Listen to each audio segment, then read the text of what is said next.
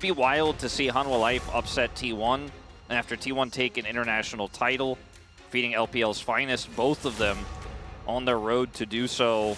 Showcase, I think, a lot of the depth of the LCK and also how Hanwha prepared during that extra week. They have a really tough matchup here in T1. The Ivern you mentioned will be taken away by T1. Of these two junglers, I lean towards Peanut would be the more likely to play it. And so it's no surprise. He's also targeted with the Maokai that's banned against Peanut almost every game this season. Whereas, you know, it's one of his best picks. Yeah, bans are just so powerful in League of Legends, competitive in general. So the fact that one player can gain so many bans for the team, it just leaves a lot of great stuff open for the rest of your players. Vi stocks are way up in this draft. That's going down as... they took away Faker's Azir, and it looked like they were maybe going to go for a Vi first pick, grab something like a Talia. Unfortunately for them, the Vi is now gone. This does mean the Rumble for Doran is up, but Doran has been the shakiest member, in my opinion, on Hanwha so far this season. And the fact that that's not snap insta-locked does give you a little bit of pause, as Rumble has arguably been the strongest individual champion in this meta next to Tristana. And that Tristana will go over to Faker. I'll grab the Sejuani with it, which is very powerful when you consider how many bans we've already gone down for jungle. Yeah, I'm guessing that was the consideration. Like, do we want to take Sejuani here? But then you're giving Tristana Rumble, and you probably just lose the game, right? So, Owner, he's got a really deep champion pool. I think you kind of just... You don't have to, like, prioritize that Sejuani right away because you're giving away too much. It does mean that Owner will be playing the Sejuani alongside of Tristana, which is also very strong. But when you get a lot of target bans, it leaves a lot of strong stuff open. And so, Corki Tristana, everybody's favorite, it's coming back. Zeka just wants to let everyone know he would prefer not to play the Corki, but he will in fact be playing the Corki. We're not going to see a bottom lane Corki. There is no way, no how, not going to happen. Nobody fall for it. It was never going to occur. And it is going to be a Poppy instead to come through here. Bit of a flex pick here, potentially, in several different roles. Could be Jungle Poppy for Peanut, is very famous for that. Could be Delight's Poppy, and, you know, could be some of the sort of flexibility we see here with the Rumble. Again, unlikely. Yeah. But it is possible. There is a possibility, but probably at least 95% going to Peanut, right? So... does come through, and the Gnar just going to be the choice here for Zeus, has been his go-to. Very safe blind pick right now in this meta. Especially when it's Zeus. Let's see what the read here for T1 is on this Poppy pick, because it, you know, it's very likely in the jungle, like you said. And we'll just ban away the support pool here of Delight further. The Rakan now gone. And for the side of Hanwha Life, you know, you don't know anything about the 80 carry setup just yet. You could just ban Zeri Ezreal, take away some of those scaling picks here. It's going to be the Kalista they take. So the Kalista ban kind of leaning towards what we want to play those scaling 80 carry picks. And you can't ban both of them, so we'll get either the Zeri or the Ezreal. Likely, of course, depending on how these bans go. Kalista very scary in the hands of the T1 bottom lane, regardless of who is playing that. So I don't mind that ban. Leona, kind of ignored up until this moment, but still a very strong pick, will be taken down.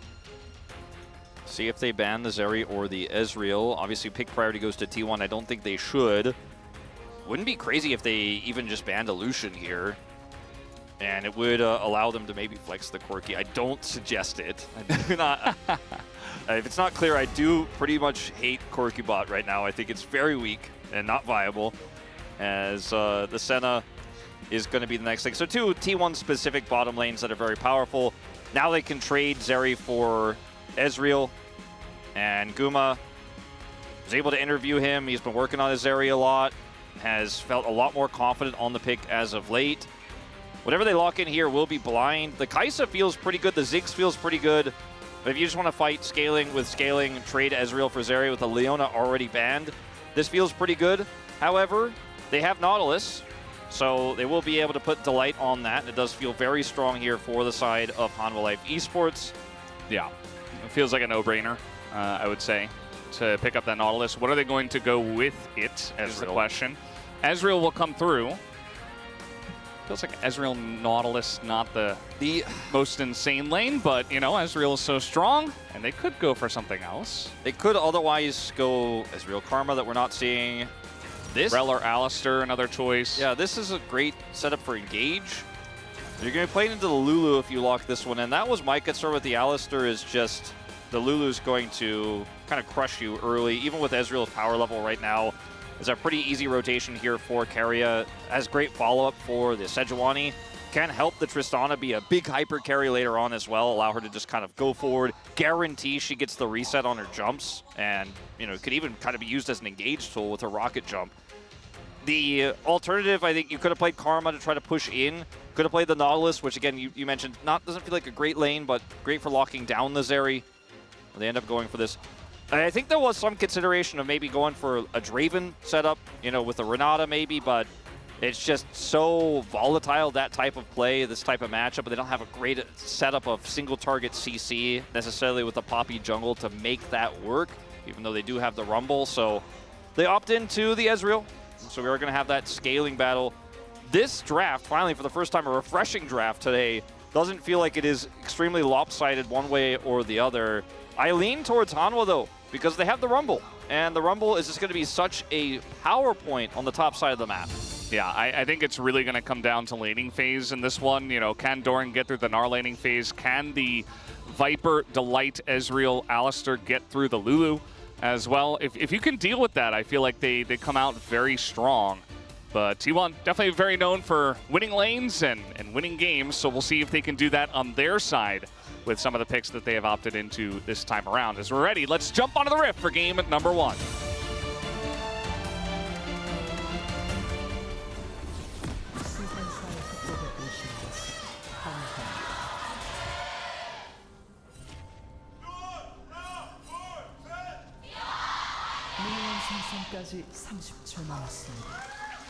Here we go, game 1, and already Zeo's going to be pushed out of the Tri-Brush as they are looking for a level 1 here.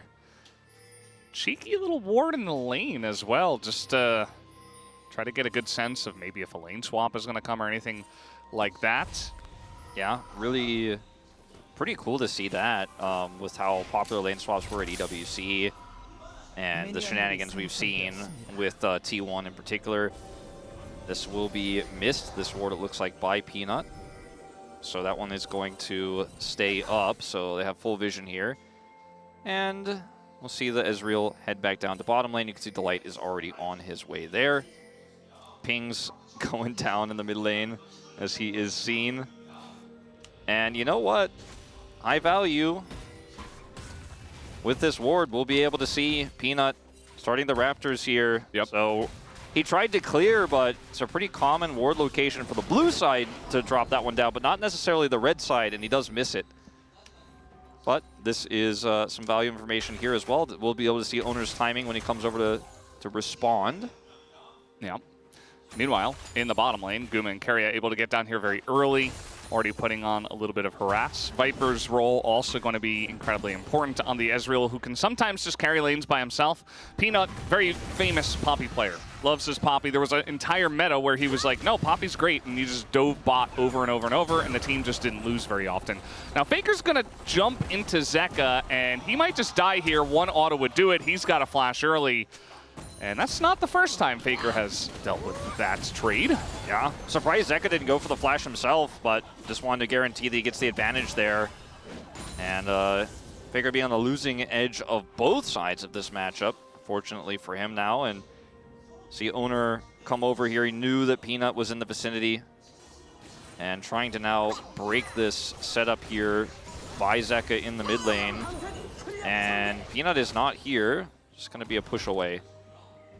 Yeah, Owner, they knew that the Poppy was on the top side of the map, so unless Peanut immediately backed and ran towards his red buff side, then maybe he could challenge, but looking at the bottom lane state, they're not going to try to challenge this by any means. So. No, and he had the ward on the blue side Raptors, he had the blue buff, or the red buff warded on blue side as well, so full information to T1, lots of value out of the wards, and see Peanut coming over here. Uh-oh. Saves pretty low. He's on the run. as fast as those small Yordle legs can carry him. It is crazy that Rumble actually also wins this one. You know what I mean? Like, he actually also beats the range matchup in Dinar. It's very silly. Rumble, by the way, the highest prio champion in the LCK, above Tristana. Yeah, that's right. Yeah. And it's surprising also, okay, Zeus has to flash. Nice flash, but I don't know if it saves him here. He gets onto the turret, and Rumble just going to burn him to a crisp. Not the first time we've seen that either. The damage at this level is just so high. And not the first time we've seen Zeus teleport back to lane to die. We've seen a lot of that in this meta, unfortunately for top laners.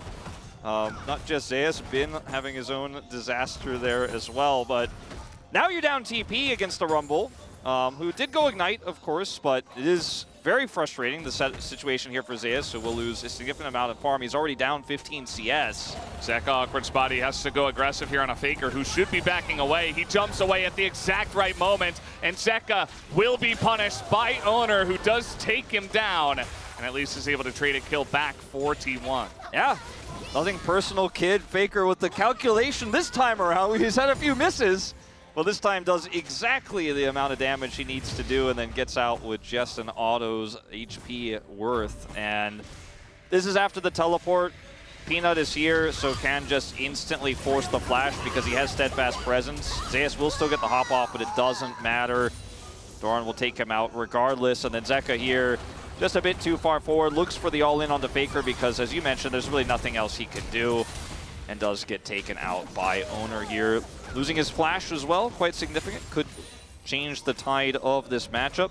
You know, there was definitely a way for Zeka to just Valkyrie and flash away, but Faker was pretty low, and he said, okay, I'm just going to go in there, try to kill him.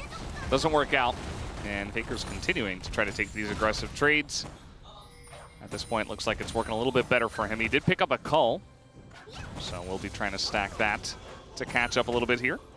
Definitely.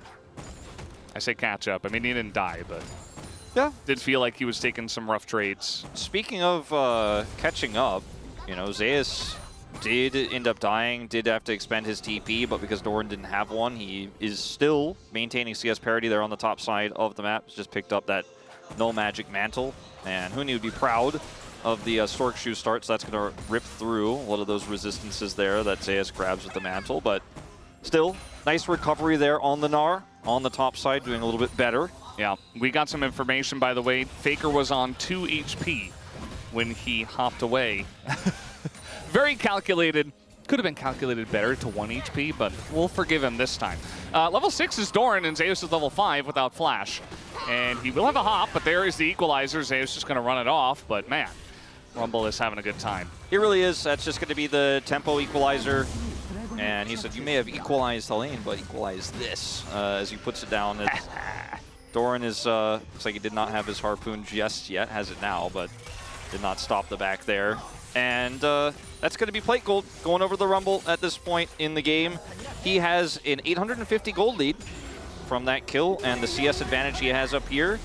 Rumble, shockingly, you know, you and I were talking about this before the show a little bit, shockingly very low win rate at 60%. I actually expected much higher. I thought maybe he was surfing around 80. It's a pretty low win rate for how impactful he is in these games, as Peanut is caught. He is caught, and with the Rumble immediately pulling off the lane. He's not going to continue on that one, but here comes Faker once again, trying to take a trade onto Zeka, just going to push him away. All things considered, a very even trade. But Faker now down in ult. As meanwhile, down on the bottom side, huge combo onto Guma, gets a big shield, throws out the Zeri ult just to push them away.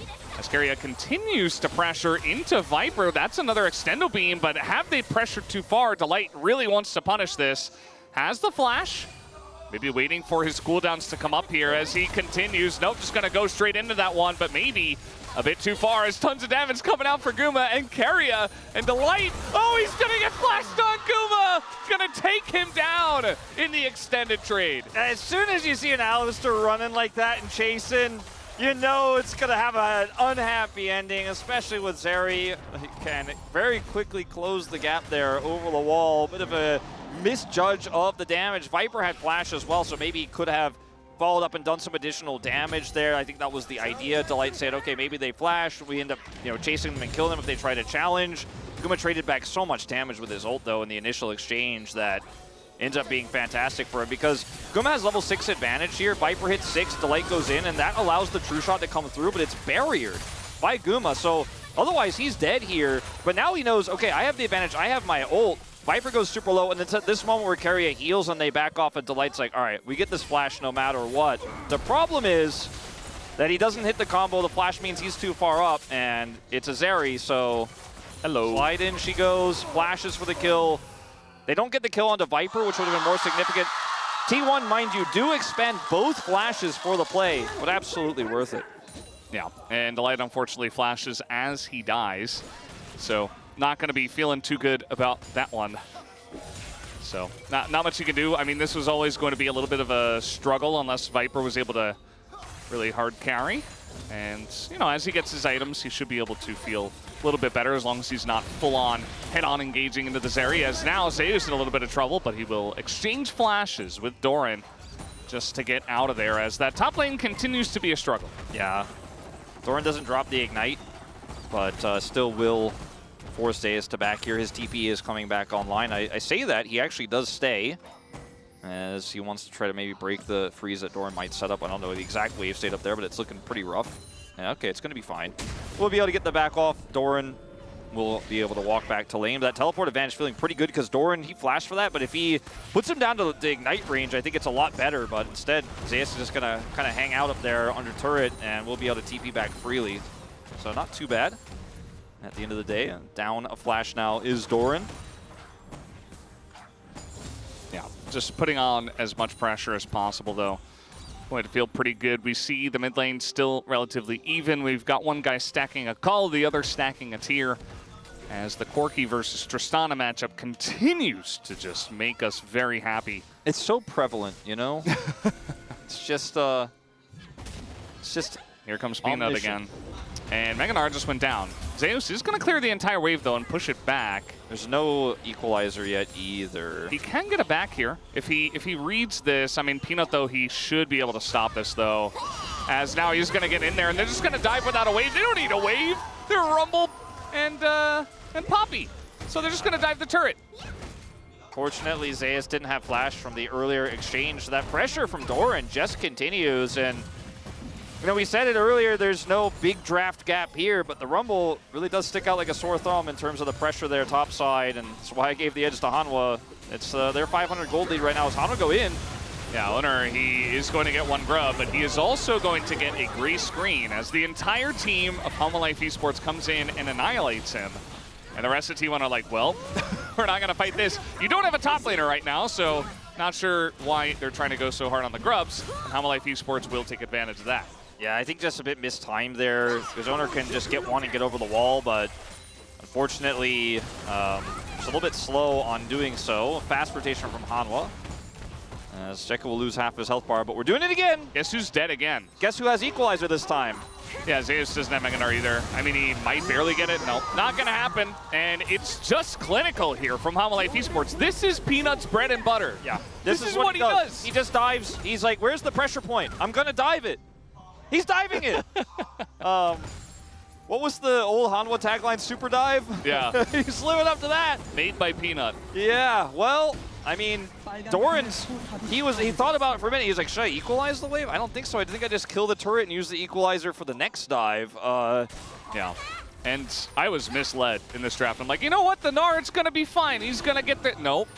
I'm sorry about this. Especially not with Peanut just absolutely setting up a tent in the top lane. Like, you just don't get to play the game.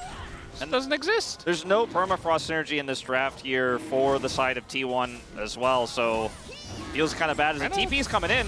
Yeah, they're going to get the flash for Faker's TP. He was probably going to TP in there anyway. But still, little bonus. But now the TP comes in, and guess who? It is going to be Zeka looking to fight this one. But now Peanut goes too deep. They go in way too early as a kill already going to go over to the Zeri. Guma looking for more, but now the Hex Gate's coming in, and Zeka doing a bit of damage. Also, the Ezreal and its chase potential, they will respect it, and they will back away with the Infernal and a kill. Yeah, he might need to check the game version. There's no package for this TP play, unfortunately. It will be able to push T1 away, but they lose the Dragon. He loses his TP for the aggressive play that ends up not paying off. And T1 will end up winning out big on this exchange. And they're able to utilize the fact that Doran doesn't have TP. He's not going to be able to come into these team fights. And they want to take these Dragons early where the Rumble can't get involved. Because, yes, they've gotten a lot of pressure done topside. With this Rumble, they took out the turret, but they haven't been able to otherwise utilize that power level in a team fight. It's just kind of beating up on an R, the orange buff situation.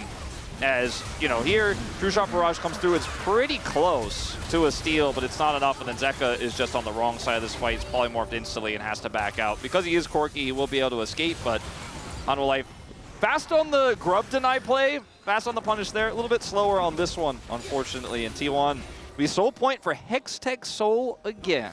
Yeah. Hextech Soul coming out.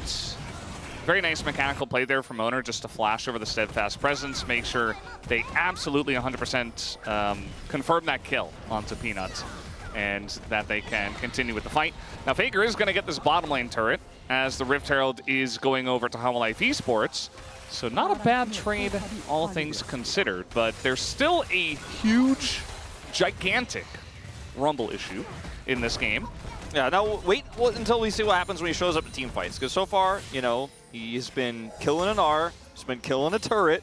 That's where he has the gold lead from. It's going to be one of those things from solo queue. It's like, how did the Rumble get that fed? Yeah, exactly. Where you see him in the first team fight, you're like, what the hell? Yeah, this guy is huge. You think you could take him down, but he just wipes your whole team. Yeah. Now, Doran, he does have a lot of pressure on him, because I do feel like T1 are at least matching on other sides of the map, and Guma is huge. So, feels like T1, they are behind. They're not in a great spot because of this Rumble, but they also do have the angle of the Zeri, so. And the 2 Dragon advantage that they have means they can take fights on their terms. They can punish the lack of teleport for this Rumble relatively easily. Yeah. So I do see the angles back into this game for sure, and we've seen T1 at way worse deficits than this recover as well, off of some clutch plays with good map rotations. Take a look at this. Yeah. Oh, thought he would buy it straight up, but. He's close. Not yet. But the situation here is definitely dire if Hanwha Life can, you know, start bringing this Rumble to team fights and start fighting over these Dragons, as he's still teleportless, still lurking. You know, he's clearing wards. He's getting more money. He's not even going to clear that. He's not interested. Yeah. Guma, he is fine. The Shiv that the Zeri has allows her to compete with the Ezreal push pretty easily, and it's going to be, you know, a significant advantage still in terms of farm here for Guma, but can also allow them to contest Prio pretty easily. And I think one of the big issues for the composition here of Hanwha is they don't have a way to force T1 off of an objective if they have Prio. Ascaria might be in a bit of trouble. Maybe not. Just a phosphorus bomb worth of trouble. As the push is coming in here, Owner with a nice ult that is going to hit the Alistar though. Can Delight get away? The answer is yes. Going to trade some ults. The redemption is finished here for Keria, and will heal them back to full. There's not a big objective to fight over here, but they did want to stop the push from Hanwha Life Esports. I mean, the turret in itself in this game state is kind of an objective, as Guma's just going to get shielded this time by Keria. Doesn't need the barrier on that true shot. But this does mean that Alistar down in ultimate here, as this fight does take off. He can get here very quickly because of the Hex Gate. And they have a lot of Prio right now. Oh boy. Now, he doesn't know what's on the other side, so Peanut's not going to overcommit. But Zeus, he knows that he is always in danger of being dove. Even 17 minutes into the game, he knows that Peanut will be there. So good check from him, but also great pressure once again from Peanut to just get Hanwha Life Esports more control of the map, more pressure on this bot turret. Yeah. Now, T1 still 20 seconds before this break spawns. So we'll see if they can clear up this mid wave. Just a Q here from Viper will connect with the red buff, as Faker does have TP. And this is where T1 can kind of start pulling Hanwha around. Zeus gets out of here with the Mega. Zeka does come back here. He has his own TP. The Rumble, though, on the right side of the map for this Dragon. It's not going to be stuck in TP purgatory. It's crushing the lane. And I think maybe T1 found an angle, but it's just short-lived, honestly, and now Peanut's just blocking any sort of defense here of the turret. This is just Peanut. He just rules the Rift right now, and Guma's dead. So the battle of the carry is going to go easily over to Doran. Once again, alley-ooped by Peanut, just on a different part of the map. And HLE Esports, they're just doing a great job. Yes, Faker is going to get this top turret, but look at the rest of the map. They're just pressuring everything, and they're going to get a Hextech Drake. Yeah, as they begin to really roll their lead ahead. Exactly. Faker will get that turret, but they got the mid turret, and they got the dragon, and they got the kill onto Guma. And that's, you know, unfortunately for T1, not a trade you're looking for, as now they can just put Rumble back in the top lane. And, you know, at this point, Doran's not going to feel too bad about his lack of TP because he's just going to be sitting alone in the side when there's no objective on the bottom side. Now it's the Baron that's spawning in 1 minute. He'll be on the right side for that. Don't think we're going to be seeing a very fast Baron take in this game, but with the items that Doran has picked up, you know, maybe he's almost got a Void Staff. Like, if he builds Void Staff, by the way, this is a 5-star from Huni. Yeah. Huni isn't here, but like, just look at the build, the ignite, everything. Look at this fight. Perfect. He comes out of the Hex Gate. Peanut sees him on the fringe of vision. Then Doran says, "You can't run this way." And just commits the ultimate here. Guma flashes, but still finds his demise. Yeah. One of the few times the Hextech Gate works against you, as now Faker, look at the damage, but we do have Owner here looking to try to punish, as they might just leave Delight. The collapse from T1 is pretty huge. Delight is going to flash over the wall just to be matched by a hop from Faker, so that doesn't really work out for him. As now Doran, he's still up here. This is a massive shutdown if they do get it, and take a look at this. He's just going to be handed over to Faker eventually. This is, by the way, a T1 Baron call. Yeah, they're going to do it. They set this play up, I think, before the Baron, knowing that if they can catch Doran there, if they bait it, this is the T1 map read. They called it. I bet Faker was telling you, hey, we kill him, we get Baron. They get 2, and now HLE struggling to respond. Oh, Viper's begging them to pull off the Baron, but they're not. They're not yet. The damage is still going into the Baron, and the amount of Baron damage that they have is also huge. But now Delight is here, and Faker is out of the fight, and now the Baron is leashed for HLE Esports as they want to stick around. T1 don't want to let it go to waste. Owner over the top, and the spike goes to Peanut anyway, as now the fight will commence. Faker in a lot of trouble. He flashes the wall. Keria in a rough spot. Baguma with a little Zeri moment, pushing forward, looking for the kills, and HLE Esports are isolated. They get the Baron, but they will not get the fight as T1 take them down. Absolutely worth for T1. And that call to go topside there and to set it up, that's the kind of angle I was talking about earlier. When I said T1, they find these macro plays, these reads where they out-rotate, they come over there, they set a trap, they get those 2 kills, they start the Baron, and yes, the Baron is taken by Hanwha. Here we go. Oh, yep, there it is, right over the wall. Owner sets it up again, and Doran gets isolated and gets taken down. They're getting even more. That's the 4th. It's a very negative Baron power play right here, and it all starts with this. As Faker comes over here, team's already rotating up. Look at where Keria is. They know they have an RTP, and this is T1 saying, if we can actually pick them, we get these kills, it's 100% a Baron. The Baron is spawning. They know the timer on this. Now, it was a little bit rocky, and HLE played this fight beautifully. The poke coming through from Viper, harassing here, trying to break through the front line. And then, as the Smite fight commences, it's very close, by the way. It's not Owner who secures this, as you see the rotation over. He has to come over the wall here. I want to see how low it gets. I mean, insanely low. It's like 1258 there. And if they end up getting that Smite T1, this might be the game. They do not get it. HLE will have the Baron defensively here, but they lose the ensuing fight. It's just a chase down of kills here for Guma. Yeah. But more impressive than anything here for me is just T1 knowing they can make this play right before Baron spawns at the top side. Yeah, I think they had a ward to see it happen, and then they just set it up beautifully. And now Delight in a bit of an issue, but Faker as well going to be isolated, taken down by the ult of Peanut, and a little bit of help from Viper.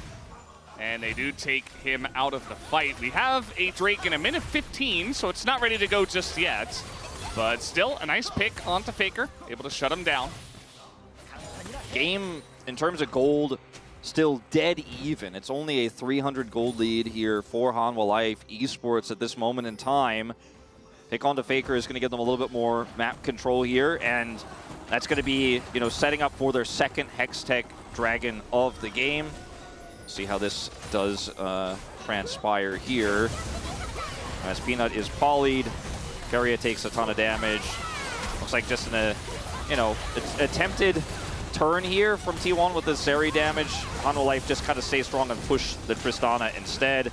Doran's on the bottom part of this fight. There's no way Guma, even with those low health bars, could try to ult and turn that one around.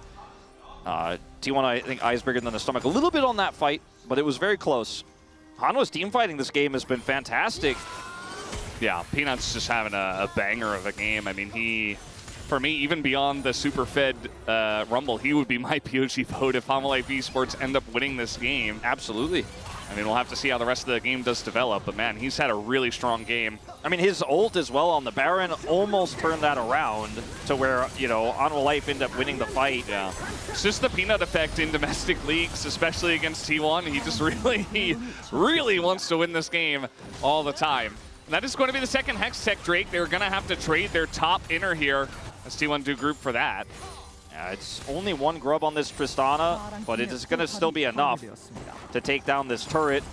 So T1 get the money, Hanwha get the objective.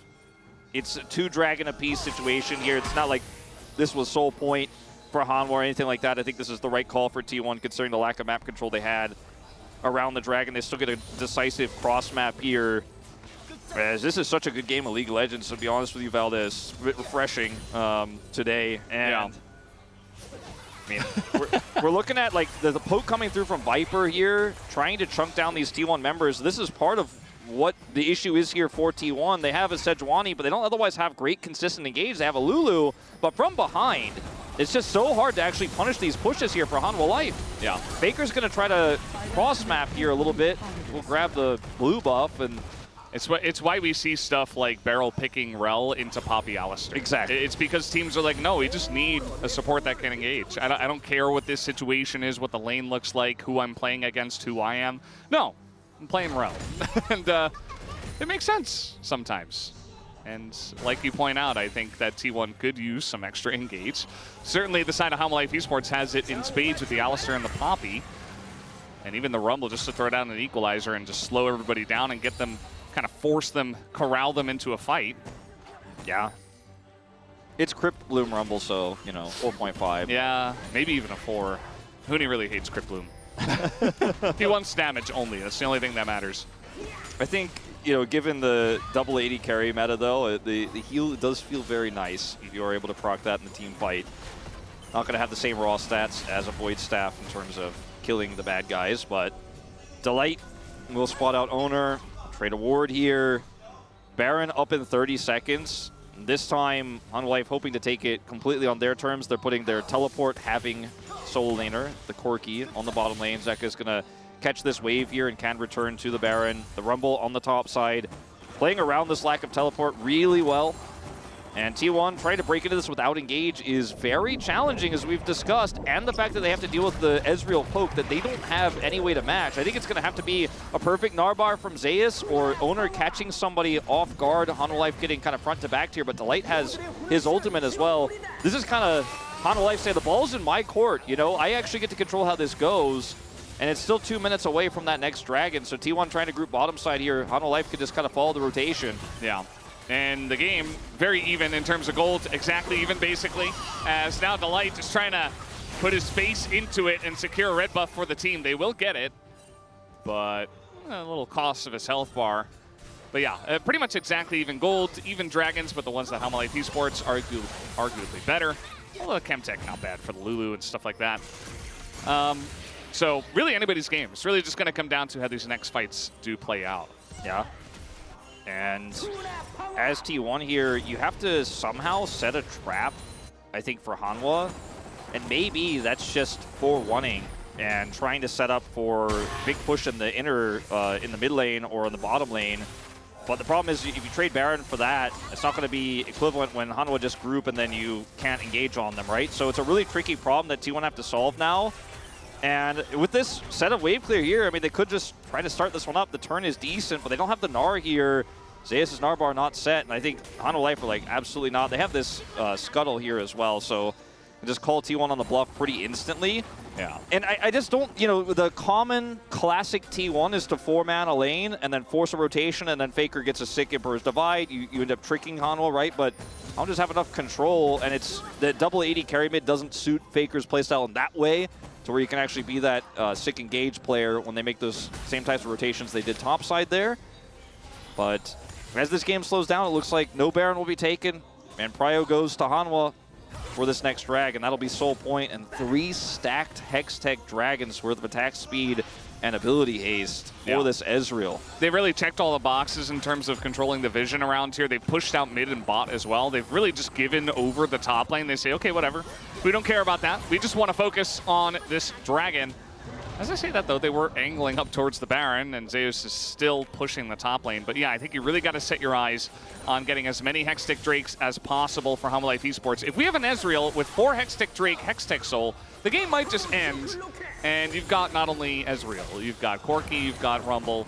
Everybody loves it. Yeah, I mean, T1 might just walk out. Humble Life Esports don't even care about the Baron. I think, okay, they're gonna actually chase T1 on this. I mean, they have full control, and without a Narbar, the turn here for T1, I mentioned it's not that great. Doran looking like he was going to try to solo this if T1 got cold feet, and they are going to get a little bit of cold feet, so even though this leashes slightly here, he's just maintaining that pressure. He doesn't have TP, unfortunately, but, I mean, if they could just play this dance with T1, eventually they get it, but T1 are going to hard call now. There's the TP coming through from the Corki. Yeah, and, you know, they get the TP. They stop the Hextech Dragon take, and T1 are grouped up as a 4-man unit at this point in time.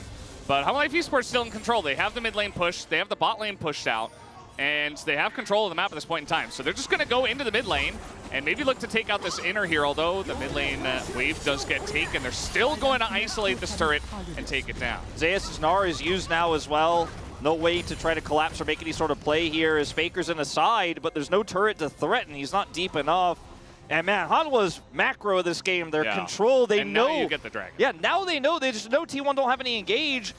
They have the vision here with the Scuttle Crab as well. Viper gonna peel off. They can rush over here, try to deny. Peanut and Delight are here. T1, nice try, but it's checkmate, is basically what Hanwha are saying. Yeah. They had no vision of the dragon. They had no vision of mid lane. They have no idea if the dragon is being started or not, so they can't just wildly start the Baron, right? Because if they're all there, you probably just die because the game is too even, and Humble Life Esports are ahead, especially with 3 Hextech Drakes now. It's pretty clear that they are in control of this game and of the entire map. I mean, Guma got 4 kills in this game, but he hasn't been able to team fight. They haven't been able to play the game. He hasn't been able to have his real Zeri team fight, whereas, yeah, same is true of Viper. He hasn't really had a team fight, but you know what he's done? He's pressed Q towards enemies a lot. He's poked them a lot. He's contested neutrals. Yeah. And so the value of the Ezreal in this game state is much higher when you're just kind of bouncing between waves and objectives. And unfortunately for T1, their most fed member just isn't able to fight. And it's not his fault. It's just the lack of engage, and it's the map control that's so oppressive for Hanwha. Now, Hanwha are going to set their eyes on Baron, but Zeka on the opposite side of the map with his TP. He's level 18, by the way, and is sitting on 3.5 items. He is going to do a lot of damage when he does show up, but as T1, again, when you're so reliant on this Narbar, it's hard to find the perfect moment. Hanwha aren't making any mistakes. They definitely are not. And now Viper just going to E forward. Doesn't care about the Sejuani that's standing right there. He's just so strong. He's got Delight right next to him. If any engage was going to happen.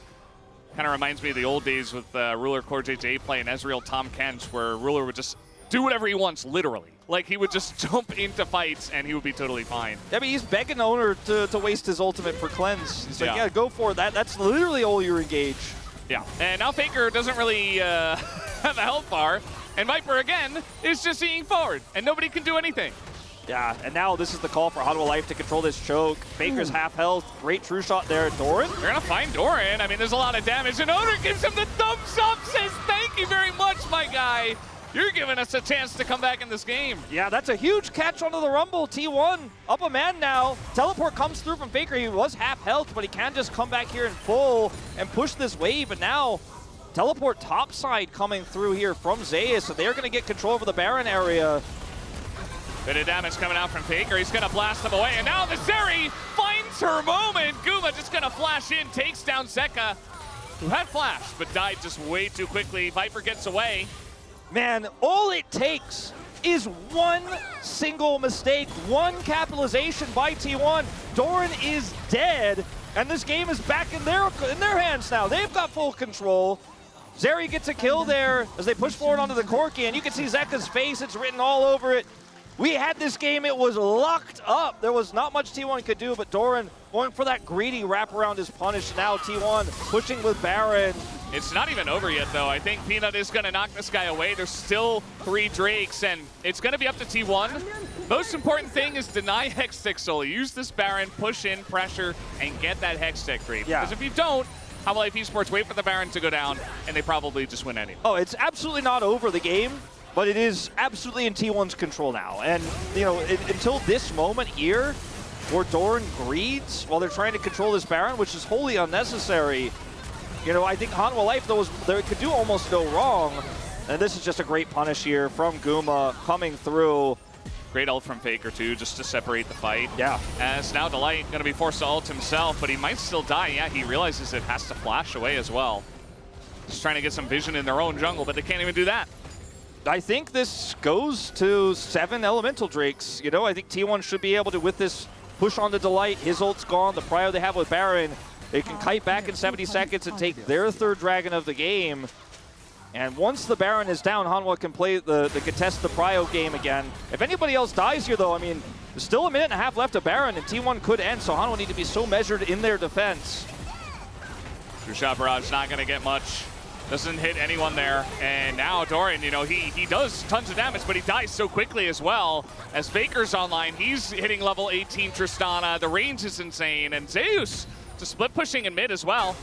Gonna get some damage to that inhibitor turret. I think we have to have a small conversation about this Morel Nomicon and Doran's inventory as well. It could be Azonius instead. I think would have offered him a lot of safety in this game, especially into double AD carry. The healing of the Zeri and how strong she is in a team fight in a pop-off moment definitely is very annoying, and I think the Morel Nomicon high value there, but otherwise just constantly putting yourself at risk to do that damage. Otherwise you're just an ult bot in this game with all that damage, and once you use that, you can't do much else if you're not safe to move forward. Yeah, and eventually, you know, you're gonna have Lulu shielding everybody. You've got Bloodthirsters on at least the Zeri. You've got a lot of tanky stats, and it's absolutely true. So T1, they do their job, like I was saying before, right? You take control with the Baron buff, you take the Drake away, and like you said, we're probably going to 7. This has been an excellent back and forth game of chess so far. Zeka should be able to take this down. Yeah, Zeka level 18, we mentioned it earlier, he's super strong right now. We'll just take this turret off the map. Well played. Quick reaction there. They've always had Zeka pressuring the sides. Usually he's been in the opposite of the objective lane with the TP, but it's going straight forward into this top lane to actually get some value is pretty huge, because it is going to push him to that 4th item. As soon as he backs, he should be able to pick that one up, as, man, this game is super tense. But as the Baron fades away, Hanwha Life now restart that game of clearing up the map, clearing up the vision, contesting mid-prio. Ezreal's trying to push these in. Static Shiv's working. You know, Zeri's trying to contest that. The lack of teleport means that you've always got to keep the Rumble on the same side of the map as the objective, and this game is kind of repeating back to the classic, you know, League of Legends prio fight, as IE now picked up from Zeka with that kill of the turret topside. And, I mean, here we go. This Baron might be the deciding factor in this game. It is going to spawn faster than the Hextech Soul, and T1 do have a lot of control over this now. Continue to put that pressure on from the residual Baron. Yeah. Generally, you can use that Baron and get the Hextech Soul, as you mentioned.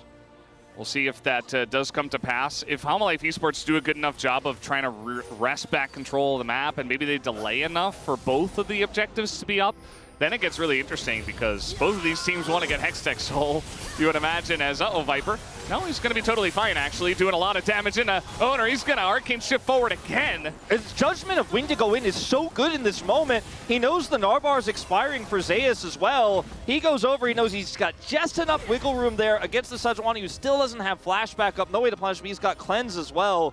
And he's just really walking the tightrope. Without that series of plays from Viper, I don't know if Hanwha Life actually get back control of their jungle, but he's just so incredibly confident with this Ezreal, and he takes it back here, and now Hanwha Life finally actually in the game, in the midpoint of the map, standing here at the middle of mid lane, trying to contest for that prio. They didn't get a huge win from this necessarily, but finally actually got control of their own part of the map. They still have a minute before that Baron spawns.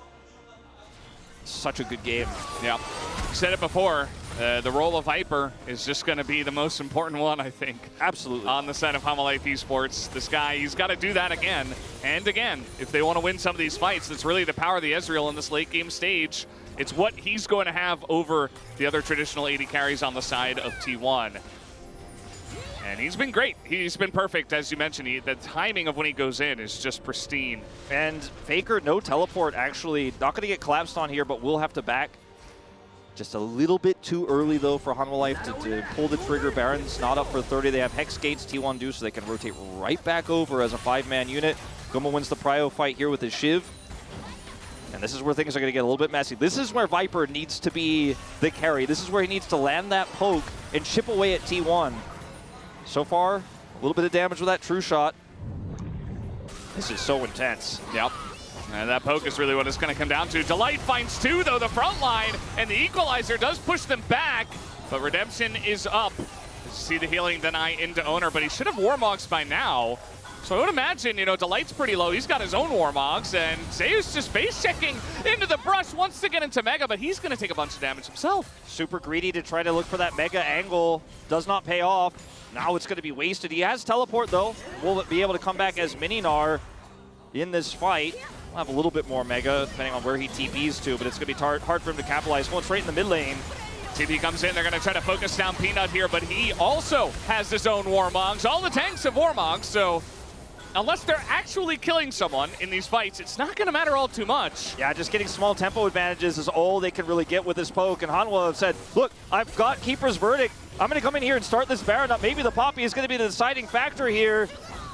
And Owner, he doesn't have his ult, so he's just got to go in there, and there it is! The Keeper's Verdict, he is gone. Owner is not in the fight, and Life Esports get the Baron. Now we gotta worry about the Hextech Soul. Warmogs be damned! If I can land that poke and push you away for just enough time, I can get on that Baron and send you away with the ultimate. Peanut plays it well. Owner, ultless, trying to check that brush there. Gets knocked back now. T1, there's 15 seconds till this Dragon spawns. Life rushing as fast as they can. Straight to the Dragon, but T1 do have prio. Meganar already activated here for Zeus. It's probably going to be the game-deciding fight. It absolutely should be. Let's see who does get it. The burst onto this Soul is huge as it goes to the Poppy. Peanut gets in, and he steals it away, and now you have this Ezreal, who was owning the game, now has Hextech Soul in this one, and T1 kind of head in hands after this one. Figuratively, they have lost every objective. They lost everything! Peanut playing the game of his life. He gets the Baron with the Keeper's Verdict, walks over and says, I'm taking the Dragon too. If Life Esports win, who do you vote for POG? I mean, it's got to be Peanut or Viper. It's got to be Peanut, though. I don't know. It's a tough one, man. Like, Viper easily could get it too. No, I mean, Doran was leading, I think, in the early parts with Peanut, but I don't think he's in the conversation anymore. Not anymore. And, I don't know. I'm going to have to go Peanut probably, but the game's not over. But yeah. It certainly feels like it is with Hextech Soul on this level 18 full build Ezreal. It is just so hard to play this one out as T1 with no engage. Good luck. Good luck as the damage coming in once again, and Viper can do whatever he wants. And they're just looking for it. Oh, there it is. Peanut finds the flank as well as Keria is going to be assassinated from miles away. And now they will break down the front door of T1. Life Esports, they take everything on the map, and they will in fact take this game #1. Unless Guma going 1v5. He's got a BT, but oh, it's not enough. Nice try, but Life Esports will in fact win game 1. There's your Morel and Avocad value. Down goes Guma, and down will go T1. Great game by both squads. The tenacity of T1 without any control there. Punisher Doran gave them another chance, another lease on life. But Viper said, I am winning this game. He grabbed it by the horns, and he brought it back. One of the best games of the season so far for me, Valdez. That was super close, super tight. Both teams playing so well. Even the Life Esports fans still look nervous after the win. They're like, oh, God, that was close. That was crazy. And it's understandable. I mean, Peanut, just heroic effort in this game. So much early value, so much mid and late value as well. The steals, the plays, the Keeper's Verdicts, just everything. guy is just determined to make sure he beats T1. I think given the game state, the draft definitely favored Hanwha Life towards the end because they had poke that was less engaged for T1. They had to live and die by the Narbar of Zeus, and when he didn't have it, which was most of the time because they were getting run around the map by the poke from Viper, they just couldn't do much. And, you know, we mentioned some of the issues in the draft when we started the series off. We started the first game off, but you could really feel the power of Hanwha Life Esports draft at the late game points of the game, even before Hextech Soul. But the piloting of it was just so beautiful. And, man, this is the kind of game that makes you sit back and go, wow, the LCK is awesome. Yeah, a pretty cool game, League of Legends, isn't it? Hanwha Life Esports, they take game number 1. And we have potentially 2 more on the cards here. We'll see if T1 can fight back or if Hanwha Life Esports will close it out with a quick 2-0 of their own. We're going to take a break and have the space. We'll be right back.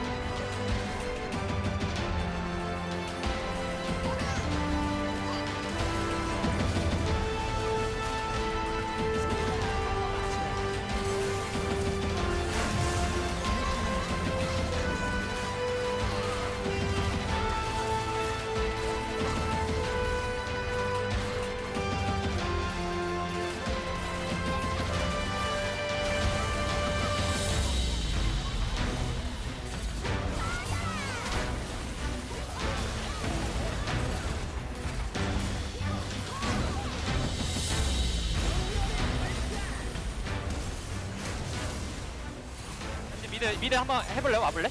앞으로 우리 뽀삐 어제 뽀삐 뭔데? 세주 야 세주 큐 없어 터 빼고 세주 큐 없어 가자 나루 나이스 잘했다 세리 풀스펙 세리 풀 아니지 무슨 벌써 없긴 해 나이스 잘했다 쏘리 잘했고 그래서 그냥 집중만 잘하자. 미치점처럼 해 그냥. 집중만 잘해. 잘했다. 집중만. Wins the game for Hanwha in multiple aspects. The early game, the mid game, the last 2 objectives, the ult and the smite. Is this time, T1 will not allow, or actually it's Hanwha this time on red side, of course. So it was in my mind, I was like, T1's Hanwha will not allow Dorn to play. Hanwha will not allow Doran, but they will also not give Zeus the same power point. They'll also target ban this relatively safe Gnar pick that we've seen a lot of the time here this week on this patch. One of Zeus' best picks. It's going to leave a lot open. The Vi taken away by T1. Really interesting here. And will we just see an Azir ban from Hanwha here to force Faker onto either Tristana or Corki? Tristani, the combination of the two. As that's where Faker has not looked as dominant this season. He's had some great team fights, but going to be the Ashe ban instead, and this does mean it looks like we're going to be trading those AD mids. Owner is in pain as they first pick the Sejuani. And yeah, like you mentioned, he's very confident on both. They say, okay, you want Tristana, we'll take Corki, that's fine. So they pick the Sejuani instead. You would imagine we see the Tristana here, and I mean, Zeka's fantastic on this pick. It feels like he's better on it. And instead, no, they're just going to go for Azir themselves. So they say, enough with the 80 mids. Just playing Azir. It's back. And it does deny the pick from Faker. If Faker was planning on running this here instead of one of those 2 picks. So maybe they were inspired by KT's draft earlier today on red side. Poppy going to come through again here for very likely Peanut. And Just kind of running that aspect of this draft back. Now, this is the real big moment here is, does Faker go to something else like the Talia into this Azir? Or is it just simply going to be he picks the Corki? This is the matchup you want into the Azir, I think, more than the Tristana, even though you can buffer and pick that. We've seen so much over the years, but in a very different way. Tristana's pick ban rate, 96.3%. We're not going to see it in this game unless someone wants to play it in the bot lane. I don't think so. Or the, the wolf-hated Corki bot lane. No, I don't. Which is not going to happen. I don't see it. I don't see the angles. Renekton will be the choice here for Zeus. A pick we haven't seen him play, it feels like, in forever.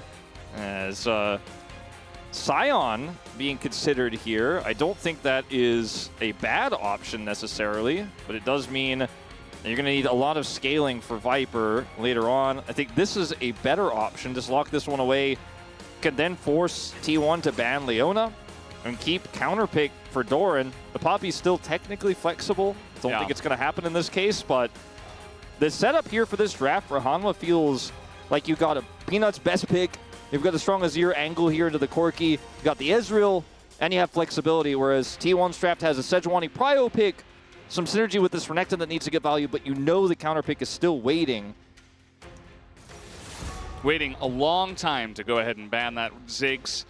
Ziggs, I feel like, definitely could have been a great choice for Guma if that was left available. You don't have a lot of AP in the comp already, so could be coming out. But now they're going to take the Zeri away as well. No fear of the Kalista here this time around. And it's got to be a Leona ban here, you have to think. It's so powerful with the Ezreal. Yeah. Down it goes. And they could just lock the pick here for Doran now. They could save the counter pick for Delight if they want to. Depends on what he wants to play here. If he's got something he really wants to pull out, like Rakan at this point in time in the draft, he's afraid Keria is going to get, but I don't feel like it's really necessary. That counter pick is going to be very useful. And the classic Quinn counter to the Renekton, question mark? I guess so. I guess we're just locking it, Valdez. Average amount of 80 carries per game nowadays is 2. So you only had 1. You got to get the second one. And jokes aside, I mean, it's a great lane into the Renekton as long as you don't get ganked. And with the amount that Peanut has been camping the top lane, might be a little bit more difficult from the red side as well, but we'll see how that does go. As Caitlyn Braum is going to be locked in here. And now Delight gets his choice after seeing the bot lane of T1. I'm really curious to see if he's bold enough to play an Enchanter here, or if it's just going to be something like the Nautilus. Really tough to play into Caitlyn Braum. Rakan was the other pick I was talking about. They could have tried to lock in if they wanted to guarantee that pick, but he wanted to see what was coming first. And this is the Caitlyn pick that, Atlas has been calling for this. We've been talking about this pick a lot. Sometimes we've kind of defaulted to the Kalista lane when it's the Ezreal, when the Zeri's banned away, when the Ziggs is gone, to punish the Ezreal. The Caitlyn absolutely can. And this is the team to do it. Guma Keria, Caitlyn Braum, a tale as old as this roster. And they've got the Renekton on the top side that is countered by this Quinn, but it is a matchup that if you make a mistake as the Quinn, or if Owner just camps topside there, it's not a freebie by any means. And Peanut is going to have to be patching the holes very likely on the bottom side of the map, or Viper and Delight are going to have to play very defensively. So T1 have a lot of power points in this draft that they did not have in the previous one. And while we've seen Keen and Doran, to a lesser extent, both pilot this Quinn into the Renekton very well and get huge advantages, it has still otherwise been a fairly contentious pick. We don't see it all too often into the Renekton because it has a lot of weaknesses otherwise. Not very tanky. It's just an 80 carry that is going to fall off in some aspects if you lose control of the game. So while it may win lane, it may fall off in a big way later on. I think that matchup is where a lot of the observer cam is going to be going to see what sort of advantages Doran can get up there topside. He did it extremely well. Peanut's help in game 1. He's going to have to do it again here in game 2 if they want to close this out 2-0. Yeah, top jungle very much on a knife's edge. We'll see how that does go in game number 2. Can Peanut have the same impact that he had in game 1? We'll have to wait and find out here on the Rift.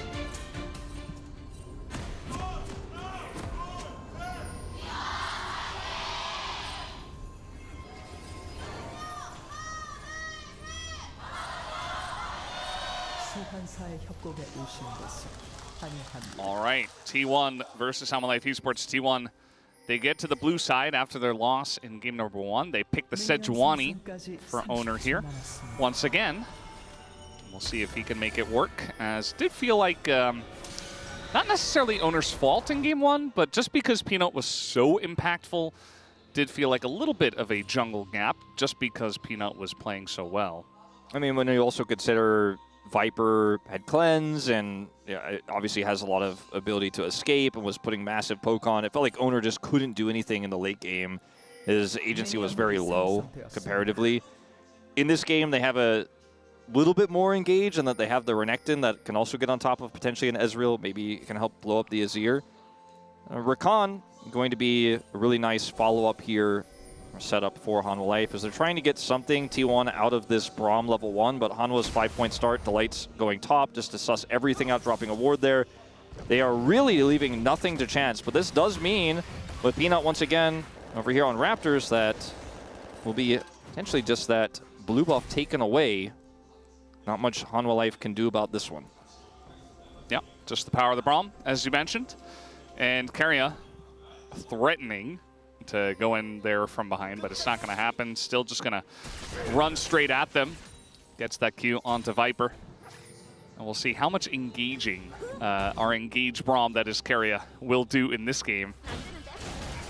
Yeah. Not necessarily looking forward to it. Not going to necessarily be the greatest. I do agree with you, and there is going to be Caitlyn's power trough we'll have to talk about later on too, where Ezreal hits 2 items. Caitlyn's going to be kind of hanging around, won't be able to necessarily team fight well, especially if the Renekton is behind. And this is what I'm really glad we're showing this, because the way Quinn is talked about in this matchup, it makes it seem like it would be a extremely lopsided matchup for the Quinn, and it is considered a strong counter. You take the cleanse, the Renekton can't really stun you, and then you just win those all-ins. Take Fleetfoot. But the Renekton has won almost half the time. You know, it's fairly contentious, this matchup, because we have seen a lot of Quins fall off despite winning lane. So, yeah, or it's, you know, well, we might have to talk about it a little bit later, as Peanut is coming in here. Pretty early gank onto Faker, who doesn't seem to have Valkyrie, or doesn't seem to want to use it. It's a bit of damage to him. Doesn't want to go splat on the block there from Peanut. Just hate going splat on the block. Yeah, the steadfast presence, the word I was searching for. Hate it when you go splat on the steadfast presence. Yeah. Nice little knock up here from Delight. Gets a Q in, gets the heal onto Viper, just pressuring their lead forward. Dodge the Q from Keria. Huge. Massive. Just generally a nice guy. Yeah. Large. Yeah. And, you know, at the end of the day, Caitlyn Braum, very strong, but Ezreal still in a very strong spot in the meta after his recent buffs. And he can, if given enough space, can do a lot of damage, and he is right now to Guma. And the heals from the Rakan are also pretty huge. So yes, you land the concussive blows, but Keria's most of the time just kind of standing around, didn't have a door to hold up to help Guma. Well, he did, but then it went down, and then eventually Guma gets very low. Yeah, the sustained problem here, compounded with the buffs to Ezreal and his Q damage. Oh. Okay, well, if Viper hit any of that. If he hits that, he might be able to force a barrier at least with the W coming out, and then Guma has to back off. And Owner seen on this ward, great vision control here on the top side of the map for Hanwha Life. We're just going to come over here, take these Raptors. You know, waiting in the brush. And just a little bit of a juggle on the chickens. Hate to see it. Juggling chickens, a little bit dangerous, but Peanut is going to win in this battle and push him away. Peanut is down a camp and a little bit from those chickens. Yeah, he did end up losing out on a decent amount of farm, but it's nothing too significant. Got a faster back. Does have his boots already as well. And Thorin no longer in full control of this matchup. Still finds himself 10 CS ahead, but is it going to be threatening any dives or anything like that? Poppy now heading bottom side here. Peanut will just try to get some additional vision. The bottom lane going as well as it is, I think, really speaks volumes to both how good Delight is at his iconic Rakan pick, but also just how strong Ezreal is right now. It's like, oh, Caitlyn into Ezreal, that sounds like a freebie. And then it's Viper, and he's playing it well. And is there a steal happening, or are we just toggling? We're just toggling. We're just watching Poppy doing her thing. Killing a scuttle crab. Yeah, just toggling some vision. And, you know, kind of a sleepy early game outside of that level 1 invade from T1, but lanes very even across the board except for Quinn getting ahead, as you would expect. Quinn essentially just totally neutralizes the matchup, so even if you're not getting kills, you can get ahead, and Renekton never really has any aggressive pressure because if he ever does, you just vault him. And then he's like, oh. And then I just sit here and do nothing. Yeah, you can blind him, you've got cleanse. Yeah. And you lose very little from going cleanse because you don't need a teleport with Quinn because she just speeds around the map.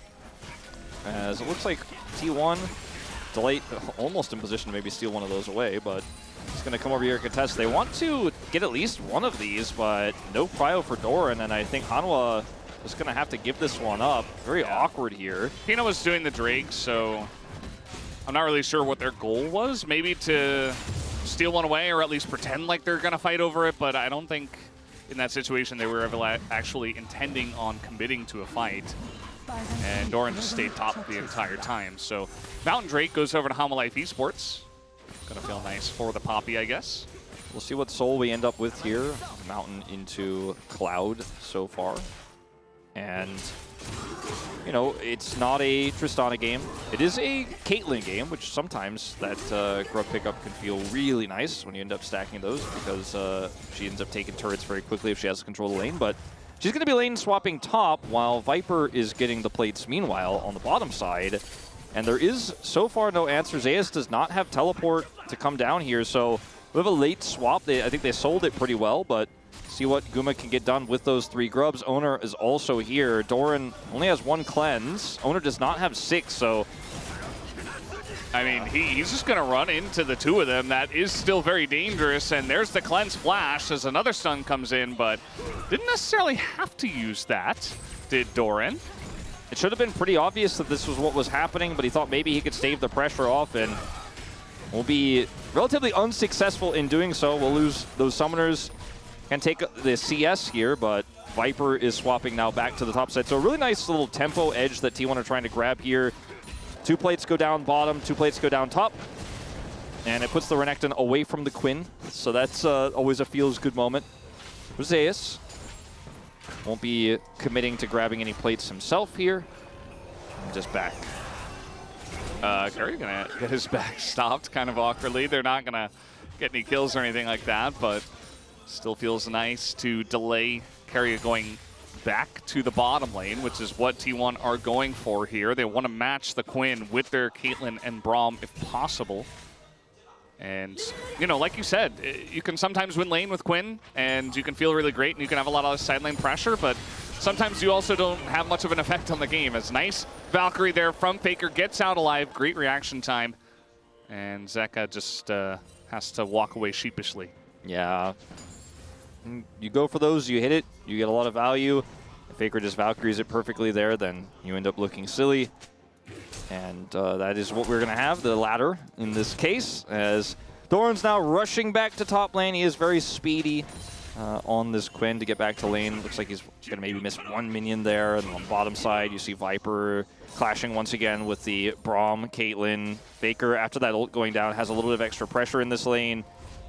But with no objective up for a little while here, we're playing a little bit of ring around the rosy with the lanes here, but it has not really been either team making an error or finding any opportunities. See if that changes right here. Don't think so. Yeah. You know, the more and more I watch this, the more I feel like it can be risky to play Quinn in a lane swap meta because Renekton's ahead on farm. Yeah. And yes, there is a wave going in, so Doran's going to catch up and he's probably going to take the lead, but that's not the way this is supposed to look by any means. And, you know, they traded an even amount of plates, basically. T1 are ahead on gold. It feels like Zeus is totally fine. Yeah, he's not getting any kills, but he's getting through the lane for free. He's getting through the lane for free, and in a team fight, the Renekton is usually much more valuable just because he can heal with his Q. He is going to be able to get in there and brawl. He can be another threat to blow up the AD carry or the mid laner. Quinn can do some damage on the flank, and if she's massively ahead, she could be a huge threat. You know, see any keen Quinn game ever, and you'll see what she could do in a team fight. But with this game state, T1, I feel like, have definitely outplayed and out-rotated Hanwha Life. Viper gonna eat an ult and a stun, has to cleanse it just to get away from the trap. So that's sometimes the pressure you will see from range from those two. Here comes Peanut, trying to get into the grubs, but Owner is going to smite that one down, and now he's getting to work here on the Zeus, but that's not going to be a kill. I mean, Zeus has so much control here on top side, even into the Quinn, that Peanut's, you know, he can't get the Renekton. He can't, you know, stop that first grub from going over, and yes, Owner backs off, but Zeus is rotating back over again, and Peanut's going to have to leave, so really, unfortunately, no control gained here by Hanwha Life, and Zeka does have his ult back up now, but isn't able to get over there and put the pressure on. Speaking of pressure, Viper and Delight going to lose a plate down here as this Caitlyn with 4 grubs is really going to work. All right, well, we got a TP coming in. It's kind of an awkward angle, but with the Rakan, Delight trying to keep them around. Zeka, here he comes. This double flash available for the bottom lane, and now Peanut going to knock Faker away, but he's in an awkward spot. And I don't even think the Blast Cone helps him here. He's going to try to get over the wall, but there's the ult. And Peanut is going to taxi in out to Owner. But even Zeus is here. Now a flash over the wall, and the Nimbus Cloak. Peanut is going to get out against 5 people. He's got that phase rush. He's running. Doran's going to get a plate for his troubles up here on the top side. They did get double teleport out of T1. But still, things looked like they were going to go very well for Hanwha Life with the double TP response. And Zeka was like, I'm doing it, I'm flanking. And he was like, I'm out of here. As he knew that it was bitten off more than he could chew. Also, great play from Guma there on the bottom side. Is able to kite his way out, uses the barrier to absorb that damage. And unfortunately for Zeka, he's just not there fast enough to impact the play. So, and they got a barrier, they got 2 TPs, but at the end of the day, T1 walk away the victors again. Albeit a slight advantage they gained from this, it's still there. All right, they're going to try to kill the Renekton here. We do have Dominus available for Zeus. He's almost definitely going to have to pop that. Nope, just going to dash in and dash out, and he's totally fine, actually. The Rakan offers some CC, but Zeus tanky enough with just the plated steel caps and a ruby crystal to survive. He also has his ultimate still. And back down here, more demolish. More plates going down. Guma is just making quick work of this turret, and it's an Azir who's getting pushed in. Guma even going to drop the ace in the hole here as they want to contest Dragon. Faker taking a bunch of damage, but Viper trying his best to layer that in. The double knockup comes in from Delight, and Carrier going to be sniped down by Viper again. And a massive sweep going to get both flashes out of Faker and Guma. And now Viper, he's still on the chase. As unfortunately, we do have a Chemtech Soul, but it's still a nice fight here for Hanwha Life Esports. Yeah, really nice fight for them. They get the kill, they get the Dragon, and, you know, those Cloud Drake stats are useful. Peanut's going to come over here, read that Owner is not going to back, and actually tries to deny some farm, as Guma should be fine here. Flashless, though. Yeah, he gets knocked up, and, I mean, Zeka's coming over. We got Peanut. He's looking for a dive, but Sejuani the ultimate zones the rest of them, and now Peanut's in a little bit of trouble. He's going to throw up an emote and just try to run away once again. And he should be able to get out of here. This game is just so intense. There's no breathing room for either squad. Both games back-to-back. And Guma handles that well. Owner goes super low after the Dragon, goes over and is able to, you know, identify where Peanut is and then helps keep the pressure off of Guma. Really great play from Owner in that situation. Despite the last Dragon, and that should be the entire turret going over here. Not the final plate, but still a massive amount of gold injection to Gumayusi here. And T1 playing the map, playing this early game super well. Criticized a lot in the past for their weak lane swaps, but definitely skirting around this Quinn matchup very well, getting the Caitlyn ahead. And despite what was a kind of tricky laning phase with Viper and Delight getting some nice trades, Collector gets picked up now for Guma. And we're going to reset, go back to a little bit of a lull state. See the gold slightly in Viper's favor, but the Caitlyn was able to get so much plate gold in this game. Go back to Owner here. He does not end up having the smite go down. True shot comes through. See the timing of this.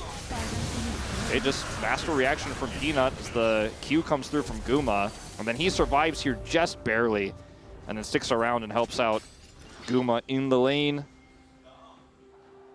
Suckaria, he held up the door, I think, at the very end. I feel like he could have maybe blocked the Ezreal, but perhaps he was just stunned or knocked up by the Rakan. But yeah, just put himself very far forward, saying, okay, I'm Braum, I'm tanky enough, I've got a door, I should be fine. But the CC layering from Delight, pretty fantastic to make sure that they could knock it down, and that they did. So that's why Viper, you know, even with the entire turret going over to Guma, Viper's still in a really good spot here in this game with the first blood.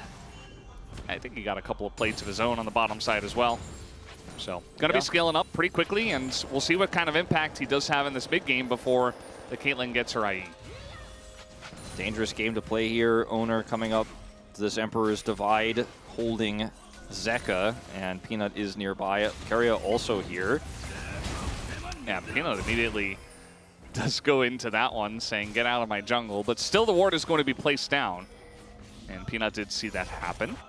Yeah, there is no objective top side, so a lot of battling around this top turret, but not going to amount to anything here, as Doran still ends up in this lane with Zeus here. Stride Breaker picked for the matchup. If you ever do get a chance to get on top of that Quinn, it's a little bit easier to lock her down. Quinn going for the Kraken Slayer for some additional damage. Going to be that secondary 80 carry you were alluding to. Peanut hidden.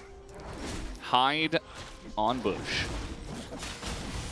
And, well, it's going to be taken, but Peanut in a little bit of trouble here, as he is CC'd basically for 8,000 years, and eventually he will die. Keria stealing the kill away, and Owner just puts up a nice little thumbs up himself towards Peanut. Yeah, but plus 100 gold, Valdez. He's typing worth. Yeah. I don't think he's typing worth. That certainly was not where Hanwha Life Esports had their pressure on the map, and he does kind of lurk there and grab the red buff, and perhaps thought he was tanky enough being Poppy to get out. But unfortunately for him, Braum is going to say no to that. Sejuani Braum is actually kind of a nightmare, thinking about it, as you can see here. Look at where look at the minimap and where the rest of his team is. He's like, I'm going to steal it, and he does. 나 빠져볼게. Wait, I think he didn't. Wait, he did 나 not? 이거 그거 끝나가지고. Oh no, he did not. Look at his smite. 나 죽을게. Well, 네, 이거. Okay. I actually thought he got it. He did not get it. yeah, it looks like he smited early, and then Owner just killed it from 133 health. Either way, I mean, even if he does get it, he just dies anyway, so. At the end of the day, So even worse than I thought. not the best play we've ever seen. I mean, the rest of his team was nowhere nearby. If anybody shows up, he's doomed. That was a bit of a bizarre choice. He got out of the last play, so, you know, maybe he was a little bit overconfident. But, yeah. Well, we do have Zeus taking a little bit of damage here from Doran. And the issue is, you know, eventually this 80 carry is going to have 3 items. And Renekton in a 1v1 will not be able to handle it. And it's just going to be a nightmare, especially if Doran can play the matchup well and doesn't get caught out anywhere. Yeah, as long as they can make sure to constantly assign him to Zeus as well, which when you have control of the map gets a little bit easier, and he can help burst down these dragons. Quinn is great at that. As T1 desperate for an engage here. TP. Okay, then TP going to be utilized. Peanut, we're zooming in on the Steadfast Presence, and there goes the Braum, but Owner still nearby. It comes down to a smite fight, and Peanut wins it again. It's just a single Chemtech Drake, but now, with Chemtech Soul on the board, could potentially pick that up next time. That certainly could. T1 going to maybe try to push this meager wave in to grab the mid turret, but not going to happen. No Herald or anything like that, and they end up with nothing, unfortunately. They just didn't really heavily commit because they don't have, again, great solid engage, and they're fighting into a concave of Hanwha Life Esports. And unfortunately, the Quinn is just rushing this dragon down so fast that they're like, all right, we just flip it 50-50. Hopefully we can get that. But they don't commit the Dominus, they don't commit the Sejuani ult, they don't commit the Braum ult, and just kind of hope for success. Peanut denies them again, and now it's soul point. Ooh, Doran just went out of Valor here. He's going to be in some trouble. I thought he was just going to move up and get vision, but that is not the case. Now he is 1v2, and this Renekton, given enough time with the help of Sejuani, will absolutely deal with the Quinn. So Zay is going to pick up that kill and get even further ahead. That was a bit of a overextension, a bit of greed, I suppose. I was like, does he think he can get this turret? Either way, he steps way too far forward. Does go out of Valor and has Flash and Cleanse, but there's just too much CC. He uses neither. He knows he's dead. Oh, Guma. Oh, Guma. Viper is just taking names right now. Def did it earlier, right, on the Ezreal, and now Viper getting it 2 games in a row. T1 don't even give him the respect. They don't take it away. They don't ban it, nothing. And Viper's like, okay, you want me to play another game of Ezreal? We'll pick it here in the first rotation.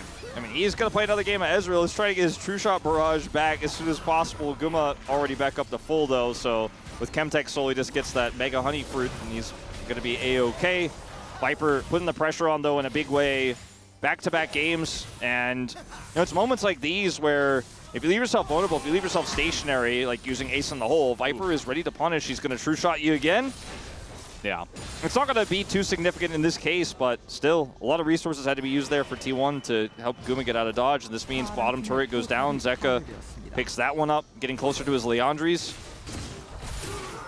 And even with Doran's bit of a whoopsie there, Hanwha Life still show that this draft has a pretty strong neutral game. This Ezreal, if you can land everything, just like Viper did to bring them back in last game, it's so oppressive. Yeah, he just essentially gets to control the mid lane in a huge way. And Doran still putting on the pressure in the side lane. Here he comes again. Gonna go on top of a trap, unfortunately, for Viper. Otherwise, might have seen even more damage go into Guma. His True Shot's almost back up. Can just toss it straight mid into this wave. Well, this time Keria is gonna stand right in front of Guma. He's gonna say, okay, I know I did my warding. Now I'm gonna just stand here and make sure that Guma can farm. Viper's out of mana as well. It's just gonna back off, go back and buy. This game has been, just like the previous one, such a juggle of prio. Not a whole lot of big team fights just yet. We're gonna get to that later, potentially on a Baron or on this Chemtech Soul. If it does go over to Hanwha Life, we're gonna have a very early Elder in this game. Keeper's Verdict.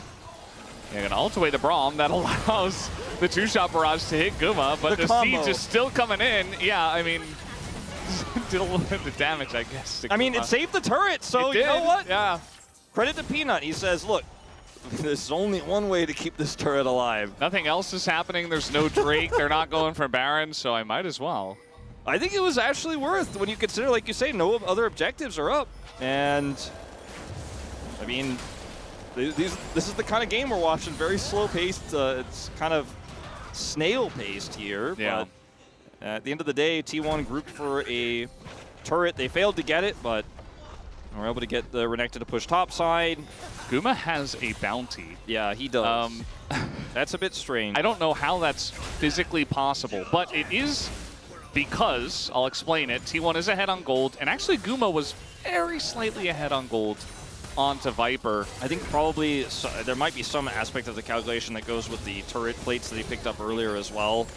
Yeah. Kind of implying that he was winning lane. I know that the team diff definitely does factor in as well, so definitely. It's just kind of funny that he's sitting at 0-0-0 getting bullied by Viper the whole game, yet he's the one with the bounty. Yeah. It's just the way it works. He's dead even in CS as well. He's just slightly ahead on gold. And he did pick up his IE, so that's the more important part. Is Faker trying to punish Viper, and that he will. Some heals do come in from Delight, from his Quill, and from the Summoner spell, but now Viper going to be the one on the back foot. They really want this turret. They're not going to get it, but still chunking Viper down. He is very vulnerable here. He can get some of this Mega Honey Fruit at least and heal back up, but now T1 prio on this Dragon. Yep, and that fruit is one of the ones I like because it promotes action. Viper's able to get right back in, and we're going to have a clean, even fight here.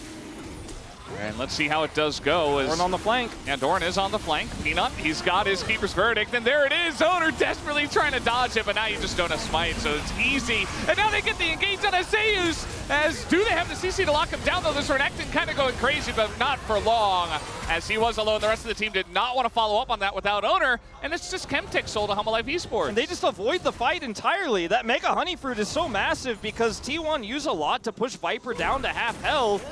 Keria blocks the returning damage, and its Faker just goes in and bursts him down, but he's able to come straight back. And then Keeper's Verdict, once again, so great for objective control. And this is how you watch a team play their style, right? This is what I love to see is Peanut's like, I'm picking this Poppy. It's not as meta as a lot of the other jungle picks right now. You're going to ban everything against me? Well, guess what? I've got this too. And he's going to use his ult to secure this. And then Zeka, as soon as they know the neutral fight is done, they just push on the Zeus. They know he's flanking there. They've got enough damage to take him out, and Guma just cannot follow. Keria just holds up the sad door saying, well, at least I'm not going to eat a true shot. But that's Chemtech Soul. Again, not the most valuable soul, and it's not the end of the world here for T1. They still have a gold lead, but it's a very fast Elder. And that means this game is going to get a little bit bizarre, potentially. Yeah, I do wonder about this Poppy, by the way, because think about Poppy passive. The fact that there's basically no AP on the side of T1 outside of Sejuani, and Braum, I guess. And he is building full armor, and he's so far ahead. As we got a 1v1 here, Faker going in on Adore, and he wants to punish him. The big one is going to miss, but he's got more rockets where that came from. He's looking to build up one more. Can he get it? The Wolves are going to block a little bit here, as now a Valkyrie comes in, and it's not enough. But we do have the snipe from Guma downtown to take down Doran. There you go. Get it done in the end. Baker chases him down, maintains vision. Doran plays it really well, gets the heal with the fleet footwork. He's trying to get his way out. He knows the Guma has ult, but won't be able to stop that one. So that's a big pick here, as they're going to go for mid-turret. Oh, that's Keeper's Verdict. Missed this time. Peanut finds himself in an awkward spot again, but he's basically unkillable. And the rest of the team, though, Delight might be in a bit of an issue. The divide comes in, but Delight is going to go down, and now Zeka baited into the fight, trying to dash away. And he looks like he barely will, as one missile is going to miss, and Peanut is still on the run. And he is going to be the one that pays for it. T1 going to be looking at Baron now. Yeah, there's the Baron call right afterwards, and T1, they end up punishing there super hard. Peanut missing the Keeper's Verdict is what sets it all up, and Viper trying his best to chip away at the chasing members. Zeka looking for the Emperor's Divide for Peel, but it's just too little, too late. This not going to be anywhere close to a steal, and T1, they had a gold lead already, but now they're going to take even more map control. The timing of this Baron, too, with those picks leads right into the Elder spawn. And you don't need a Chemtech Soul to win the game. If you are T1, sure, you lost the last one, as this is, fortunately for Doran, a long, narrow escape. As you can see, Guma is pushing up into mid, and he's just in range. All he needs is vision to press R and click on Doran. And then over here, Peanut's looking for Keeper's Verdict. They really want to get this turret, but actually Owner just ults him and turns on this. The Keeper's Verdict is not going to connect. And then everything is used for Peel. Delight ults. He's looking for the knockup. They have the Emperor's Divide. They've got Viper's damage, but none of the Peel is enough, as T1 are just set up in a phalanx here, pushing forward. And Zeka, extremely low, will get out with his life, but Peanut will not be so lucky, and that's the easy Baron call for T1. Yeah. Faker able to chase basically forever. He is extremely farmed up in this game, and he's just chunking people down. I'm surprised Doran even tried to take the fight versus Faker down on the bottom side of the map. He could have just, flew away, flashed, anything else, but hey, he's going to be the one that ends up going down first. That does lead to the play. Also kind of surprising that Humble Esports did siege after the fact that they lost to Doran in that fight. I mean, I think if you consider what Peanut was trying to set up there, and the Keeper's Verdict could have really pushed Owner away, knocked T1 up, so they couldn't actually, or push them back towards the base, so they couldn't actually contest the turret. The angle he had there would have given you a turret at least. That's really big. That's really important, because T1 have that mid turret. You don't for this Elder. But I think Doran's dead again. He doesn't have vaults, and, well, looks like Zeus is going to respect it and maybe even just give the kill over to Faker. Excellently done, as Faker didn't necessarily need more gold, but he'll enjoy it, sure enough. And this Quinn pick is just really not working out. T1 circumventing it with some lane swaps early. Just hasn't really had any power in this game. And, I mean, now they even got Keeper's Verdict from Peanut. One of their best chances of maybe getting a miracle on this Elder is also now on cooldown for the moment. And as there's pushing. Nice try from Owner, but that is an Ezreal. And Viper's just going to dash into that one. And yeah, I mean, like you're mentioning, 50 seconds until the Elder, but T1 are just building up so much extra gold. Yeah. They can use the very end of the Baron to even Baron recall and use all that gold if they'd like as well. Yeah, Zeus has teleport, can take those empowered recalls. Guma over here completely uncontested. They have the mid push, they have the bottom push, they have the top push. They have all three from the Baron. This is what I was talking about, the Baron lining up so perfectly for Elder. Hanwha Life have to rush over. And Peanut should be able to get his ult back up if they don't do this immediately. I think he will just barely get it up, despite failing to save Doran with it. Doran's back alive. This Poppy is super tanky. Yeah. Peanut's had some incredible secures this series so far, so it's not over till it's over, but it is if he's dead. He's actually trying to punish Zeus, and doesn't manage to do that. But still on the chase, Zeus is being pushed all the way down and marked by the Quinn, so at least Doran is doing that, if not much else. Delight is going to find the Renekton. Ult comes in, Delight not going to get that blocked by Doran. We might just have a good old-fashioned flip unless Peanut can get the keeper's verdict again. Viper's gonna have to hit some damage here, trying his best to put it onto Owner, but just not landing everything. Caitlyn Trap zoning them out right now. Peanut gonna try to clear this up. Even Viper getting in there, but the keeper's verdict is really the key here. Peanut's got it back now. Yeah, Owner does have flash. I would like to see him flash this one if it does come down to it. Delight, very nice angle. He's gonna look for Faker, but he totally whiffs. That's not gonna be the angle you're looking for. As now Viper gonna throw that in once again. The keeper's verdict does get a couple, but not the two he was looking for. TP's coming in.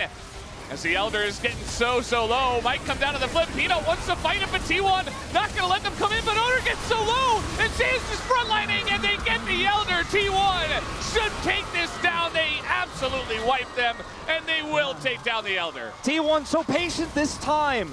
Yes, they get knocked away by the keeper's verdict, but Owner doesn't.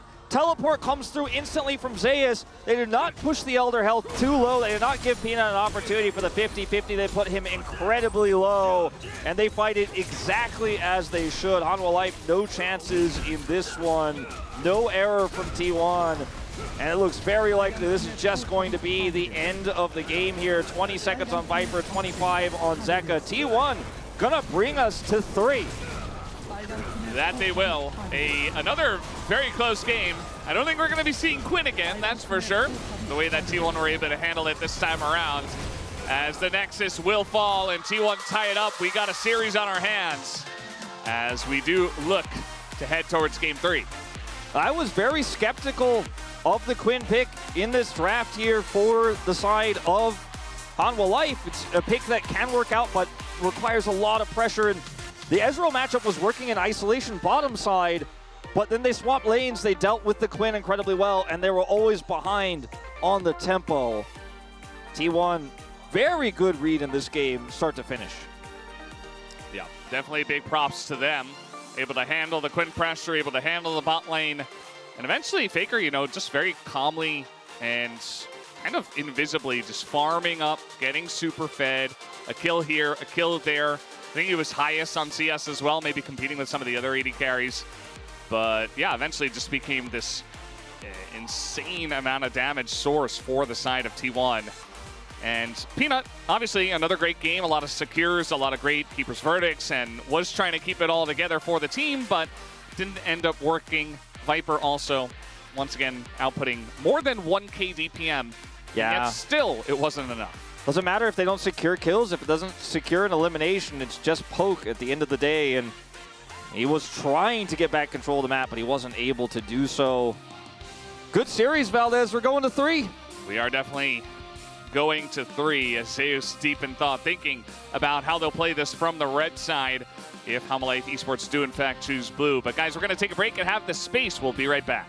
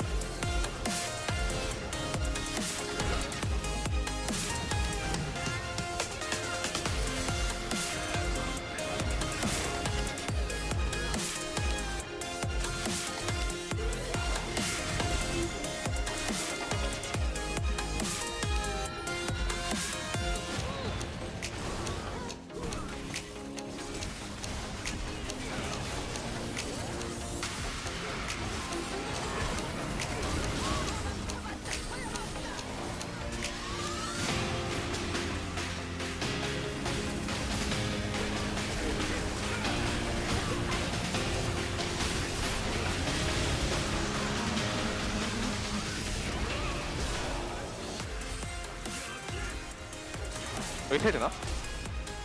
나이스. 일단 볼 한번 먹을게 혹시 몰라서. 미드.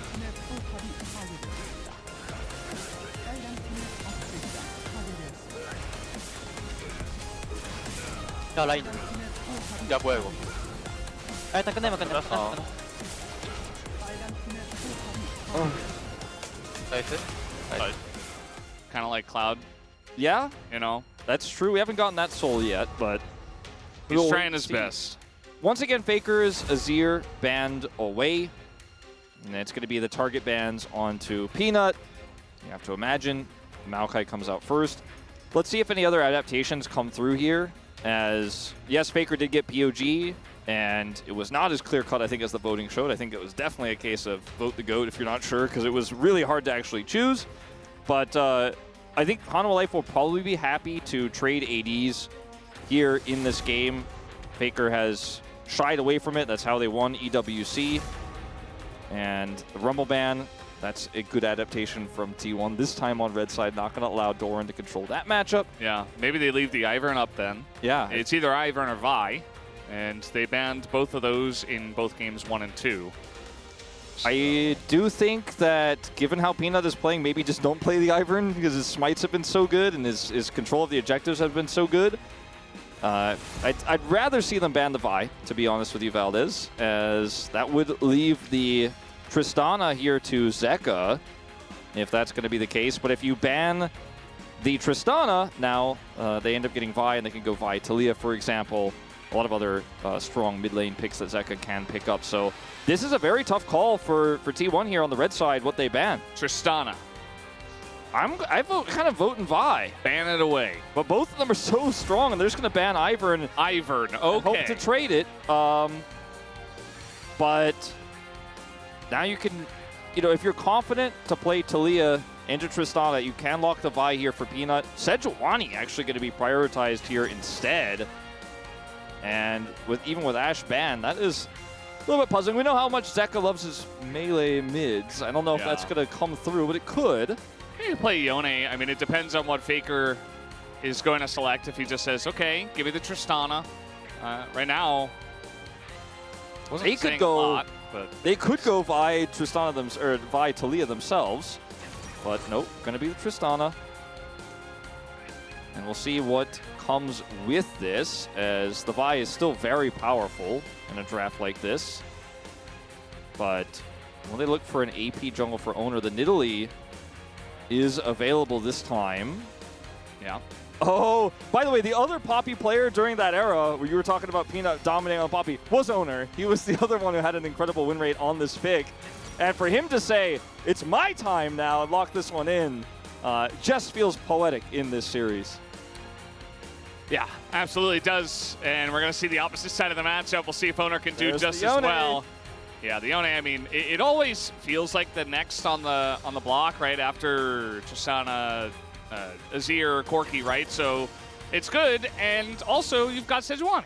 And it's Zeka. So why not? Also, they get Viper Ezreal again. Now, this is very risky, though. We've seen a lot of Yones attempted into the Corki, into the Tristana. The laning phase is very difficult to pilot. Now, Zeka is one of the best Yones in our league, if not the best. And, I mean, next to Chovy, of course. He doesn't even get to be in the conversation of if not, because... Not Chovy tier, but yes. S+ tier. But you're playing Yone into Poppy, so that's another issue that they're going to have to contend with, as...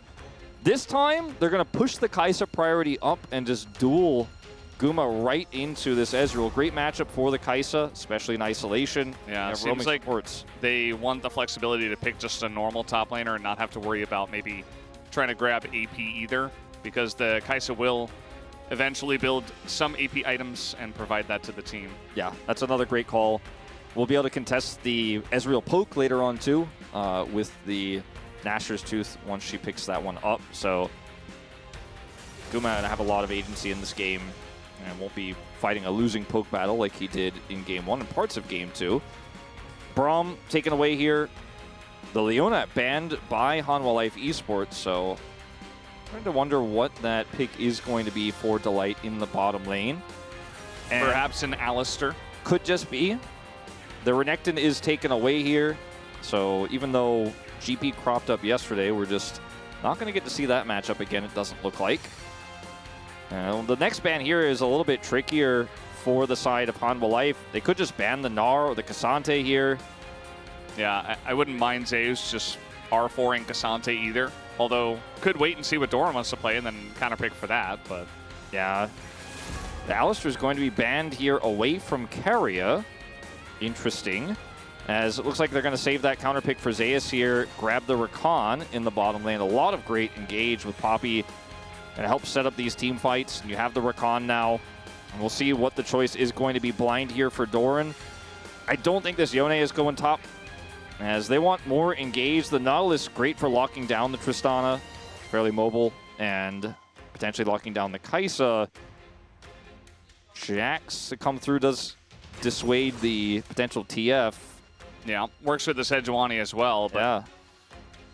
Definitely a very divey front line, and then you've got Ezreal. We'll see if they follow that up with the Rel. I mean, you've already banned Alistar, but no, it's Bard. Okay. We'll see what they go with here in response, but damage profile as well for Hanwha Life is very AD focused. Ezreal has some mixed profile, obviously, but for the most part, this is going to be any pick that Zeus has that is extremely tanky, like a Cassante, for example, is going to be very difficult to deal with. They also want magic damage, though. They're going to be taking the Kennen into the Jax here, interestingly enough, as this draft got a little bit weird here at the end. But it now always seems to as the games come along. You have so many ways to control team fights as T1. You have Slicing Maelstrom, you have the Keeper's Verdict, you have even Buster Shot is another example of things you could do to control that zone, but more so it's the Kai'Sa poke and the Rakan flanks that you have to deal with here as Hanwha Life now. Yeah. Hanwha Life's comp is all, I'm going in, I'm diving, I'm going hard to engage, and the Ezreal is going to focus whoever gets caught, and he has some burst damage on this patch, but his damage is quite high in general. Yeah. He has good sustain, he has good poke, but I feel like if you're not on the objective first as Hanwha Life, if you're not in full control, you know, Viper can do his best to try to chip in and get that chip damage with his Mystic Shots as we saw in Game 1 to get back. But it is so hard if you're not in control from start to finish as HLE, as this is wild. Oh boy. A for effort. It says you better not ignore T1 because of, and this is the reason why. Gooby sees. Yeah. Because they got Guma. And Guma in this game going to be playing the Kai'Sa. They've got that to control the poke war around objectives. I have to lean towards T1's draft in this final game, Valdez. Yeah, I would agree. We'll see if, you know, Peanut can do something early with the Sejuani to really get those melee lanes ahead. Otherwise, might get pretty interesting in this one as we are just about ready to hop onto the Rift for game number 3 right now.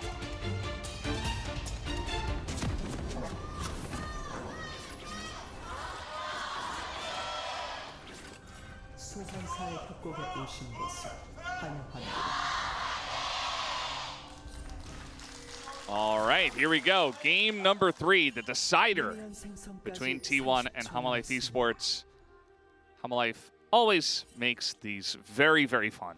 So shout out to them, because not a lot of teams can challenge T1 outside of Bro and Hanwha Life Esports. No, but jokes aside. And I mean, BLG and Team Liquid. Yeah, this is always a banger somehow. Always. Hanwha Life Esports and T1. Yeah, no, I mean, it has been over the last 2 years. Very, very exciting to watch these two collide. It seems like something about Hanwha Life Esports when they play against T1, maybe it's the Peanut aspect in this roster. They really, really focus on this matchup. They prepare incredibly well. They overperform. And even though T1 has kind of been our perennial second place, or, you know, or at least top 2, they are constantly challenged by HLE. Yeah. We did see Bin actually pick up the Kennen over at EWC. I think that was into the Cassante, if I'm not... I just remember Caps was playing LeBlanc. I don't remember the exact comp, to be honest. A lot of games there. It just felt so good because it was into a lot of engage, and it had a good top matchup. And also, once they started winning, he just started flashing on the whole team and killing everybody. Yeah, he got so big, he did so much damage. Just kind of reminded you the power of Kennen and why it was such a big pick for so long and why we still see it occasionally in good matchups. Electrocute got buffed, especially in the early levels over the last 2 patches, so Zeus is going to pick that rune up here as well as his keystone, and will be annoying Doran here, and with the range advantage can just really put the pressure on. If Doran wants to come up to this wave, he is going to take that Electrocute proc, and it is going to be very frustrating to play into. You know, picking this over the TF, I think, is great considering the damage profile. Yes, there's going to be some AP damage on this Kai'Sa, no doubt, but still does give you that better mixed profile. Zeka is 3 of the 4 wins in this matchup. Yeah. Meanwhile, Owner took those first couple of games personally, and he is going very deep to try to trade up against Peanut. And I think in the 1v1, maybe he would have won eventually, but in the 3v1, he will not win. And that is going to be first blood over to Hanwha Life Esports just like that. Well, there's your Action Blast cone at least. Yeah. Got Zeka in there. It's rare, but it does happen. I'll give Blast Cone that. But that's going to be a lot of money on that Yone. It's not, you know, we're looking at Tristana matchup stats, but I don't know if this is Faker's fault in this case, or really Zeka's outplay just shows up because Owner was trying to get a little bit greedy and is now punished. Zeka will lose some farm for it, but I think he'll be happy to pick up that first blood plus 400. As you can just see, I mean, like you said, Owner wins this on the extended trade, can push Peanut into the wall, but it's almost like at this moment he realizes, like, I'm on the wrong side of the rift, and Doran is closer than Zeus, and Zeka is closer than Zeus, and I can't kill him fast enough. Yeah. I mean, he didn't even pick up the buckler because he was so certain that he would be able to push Peanut away that he just ignored it and just beeline straight for where Peanut would try to escape to. And that works if you 100% will win and the laners won't come. But, yeah, definitely a little bit of a whoopsie there from Owner. Not much else to say about that one, as here's Owner now trying to make up for it. Will come in behind Zeka. And Faker now getting some damage in, but at the end of the day, this is Yone after all, and he will be able to get away. Now Peanut's going to find him again. And Owner, he does have flash. I think he's going to have to use it here.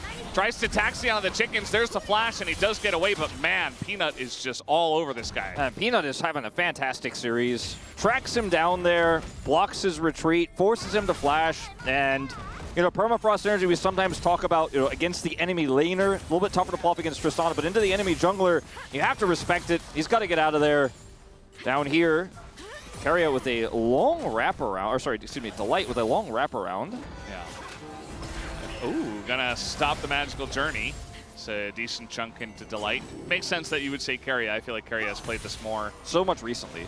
Yeah, very recently, a great success, and also I feel like he's played it more than anyone else in the LCK.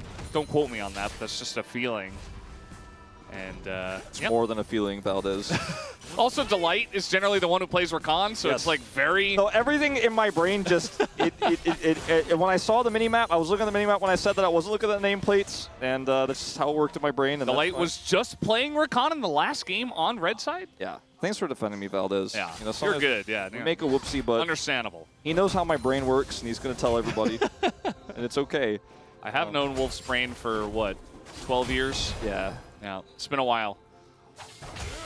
Zeus has level 6, and he still has Electrocute, and he's not too worried about this Jax here. Also, Doran's level 6 isn't going to be as impactful, so Doran needs to be very careful about taking too much damage here, but he's unfortunately, with the wave in a really rough spot, going to be losing a lot of farm, has to come up and use his health bar to get as many minions as he can. Peanut is up here on top of these grubs, so now feeling a little bit more comfortable at least. But yeah, you can see he's just going to hope to catch this wave here. Zeus won't be able to get the advantage, I think, early enough to collapse, especially with this mid-prio here for Zeka. So T1 want to contest, but very challenging. Yeah, it's basically only Zeus who's able to get that done. Looks like T1 might be able to get one. Should be very helpful for Owner, who has fallen behind, as Peanut does have Smite, but not looking to overcommit for just a third grub. But still, well, that's going to be the Poppy into Yone that we all love. The knockup does come in here, and the burst damage is huge on Azeka. Has to flash away, but he does get away alive, which I feel like is more than we could say for most Yones in that situation. Yeah, definitely true. Looked pretty doomed for him. Did not want to flash, but has to ultimately use it there at the end. A bit opportunistic to try to come in there for the punish. Remember, Zeus also was there with flash and ult available, so Very, very risky call there from Zeka, but did have the prio leading up until that moment. And, you know, maybe had a little bit of guilt that he wasn't able to come over there and help secure the third, but they get 2 for 3. So denying that Tristana, the 5 grubs, that big, big number that she's always looking for. Still going to be relevant in the side, but not as oppressive. Cast so much Tristana with these Void grubs. I feel like I have to make that caster point every game, but I'm like, well, we have to say it because that's why they went for it. Eventually, we'll just be soundboards, so get it in while you can. Yeah, the AI casters are, if they have to cast this meta, it's going to be real easy for them. Zeka is on Yone again. Yeah, it's trying to go for the big wraparound here is Homolife Esports. Owner has been bullied quite a lot in this game, but he's been able to catch up. He's level 6. He's all right, but now the flash is going to come in. Maybe I immediately curse him, and yeah, the ult comes in from both of them. And Owner, once again, will be bullied in his own jungle. Peanut just such a good game sense here. Comes in over the wall. They set up the permafrost stacks. Zeka has ult, and you're going to be able to fly through that Poppy. No problem as the Yone in that situation. Clean setup. Peanut, man, he's so good this series. And a lot of people were criticizing Peanut earlier this season. He wasn't having the impact that we've seen from him on Gen G or that we saw from him in spring. First few games were a little bit rocky. The D+ series, I think, was where he got a lot of the heat. And now looking at D+'s standings, you can see that actually D+ was quite a much stronger team now than they were in spring. And so maybe a little bit of the heat wasn't as warranted, but he is bouncing back in a huge way in this important series here. He just, it's personal. Whenever he faces off against T1, he just cranks it up to another level. We've all said it. Even Atlas said it on the space. Hooney's alluded to it. You Yeah. know, has spent some time Ox on was T1. there. He was probably thinking it. Yeah, I don't think he said it, but it's fine. it's weird. G-Sun didn't mention it, but you know. Yeah, what's up with that? No, it just makes sense. I mean, this guy is just fantastic when it comes to this specific situation. We know he's capable and He has capable of doing it here again. no vision, but knows that Owner is here. Just goes over the wall, sets up the ult for Zeka. He Follows him. doesn't have flash either, importantly, so. Exactly. Now, the Dragon did go over the T1 bottom side, so it was not all for naught. That top side aggression does mean that there's an equal and opposite take there for T1 cross map. Zeka thought he was trying to stop Faker's back. I guess he didn't know where Faker was backing necessarily, but won't end up getting anything there. It's Chemtech second, so Ox's shirt and, you know, the pants of Dagon over there are not cursing us to another Not even Chemtech soul. Atlas's shirt can bring us the Cloud Soul. Nope. So We're in uncharted territory. well, if this series is, you know, if the way it's going, it might be Hextech again. We will see. It would be incredibly powerful for both these compositions with the Kaisa and the Ezreal here, and how So, sticky they are. I think it's Yundo is saying that my jacket is blue, so it should be Hextech. Yeah, your jacket's blue also. Yeah, that's what he said. Oh, I thought you were saying Yundo was saying his jacket was blue. No, my jacket is blue. Ah, okay. And according to you, also my jacket is blue. Yeah. So My yeah, jacket is gray double- / white. Yeah, double Hextech. We have had a lot of Hextech souls today. I think 2, which is a lot. And T1, now they want to make a play here for the grubs. We'll see if they can get all 3. That would be very nice. Zeus, you know, is relatively close by. It's really hard to push in here into the cannon as HLE. Yeah. And I think they're just going to simply give this up. The Ezreal attempt is nice, does a lot of damage, but they can't get in there. Zeka already resigned to pushing that wave into mid, and that is going to be the take there. His owner scared, flashes away. The Bard ultimate does come down, so wants to make sure he doesn't follow it up on, even though Zeka was pretty far away. Yeah. And at the end of the day, I mean, T1, they get all the grubs. They are still behind on gold. Just trying to see like where they are getting that lead. It's probably just the 2 kills going over to Zeka. Zeka's kills. Where they do have the majority of that lead, but you know, no turrets taken or anything like that. Farm is pretty much equal across the board, except for Zeus, who does have that lead. Yeah, some plates taken on both bottom laners on the bottom side, down to 3 apiece. And 1 extra plate went over to Zeka, I believe, in the mid lane as well. But it's not a huge lead. It's just 1,000 gold here. So trying to collapse on a Zeus here, but he is Kennen, and he's going to throw that up, and Doran already a ton of damage done to him as everybody's in here, but now the follow-up comes in from T1. Excellent ult from Zeka just to try to disengage, and nobody dies. I mean, Keiria's ult fantastic there as well to make sure there's nothing that can come of this for HLE, and almost is able to trade, or not trade, but take a kill back there for T1 on the collapse, as it looked like, you know, it was a bait for Doran, but it was really a bigger and larger bait by T1 to try to set that one up. Fortunately for both sides, no one's going to end up getting a kill, but Zeus now down his flash on the side of Hanwha Life, and only Peanut down his. And Cannon without a flash, without a cannon, Rocket Belt is a little bit less strong in terms of engage as Faker. Yeah, he is able to buffer that.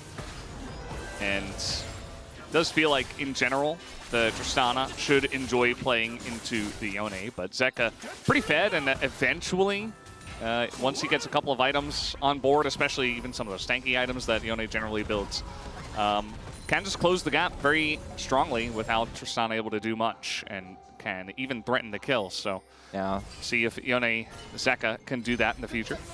That's definitely where the real permafrost synergy has been this game. Fortunately, Doran playing into this cannon with Electrocute is really down on farm. He's down 27 CS at the moment, and he also, laning into the Tristana isn't going to have a good time. He's not going to have a good time into the cannon, so his side lane threat in this game is very limited.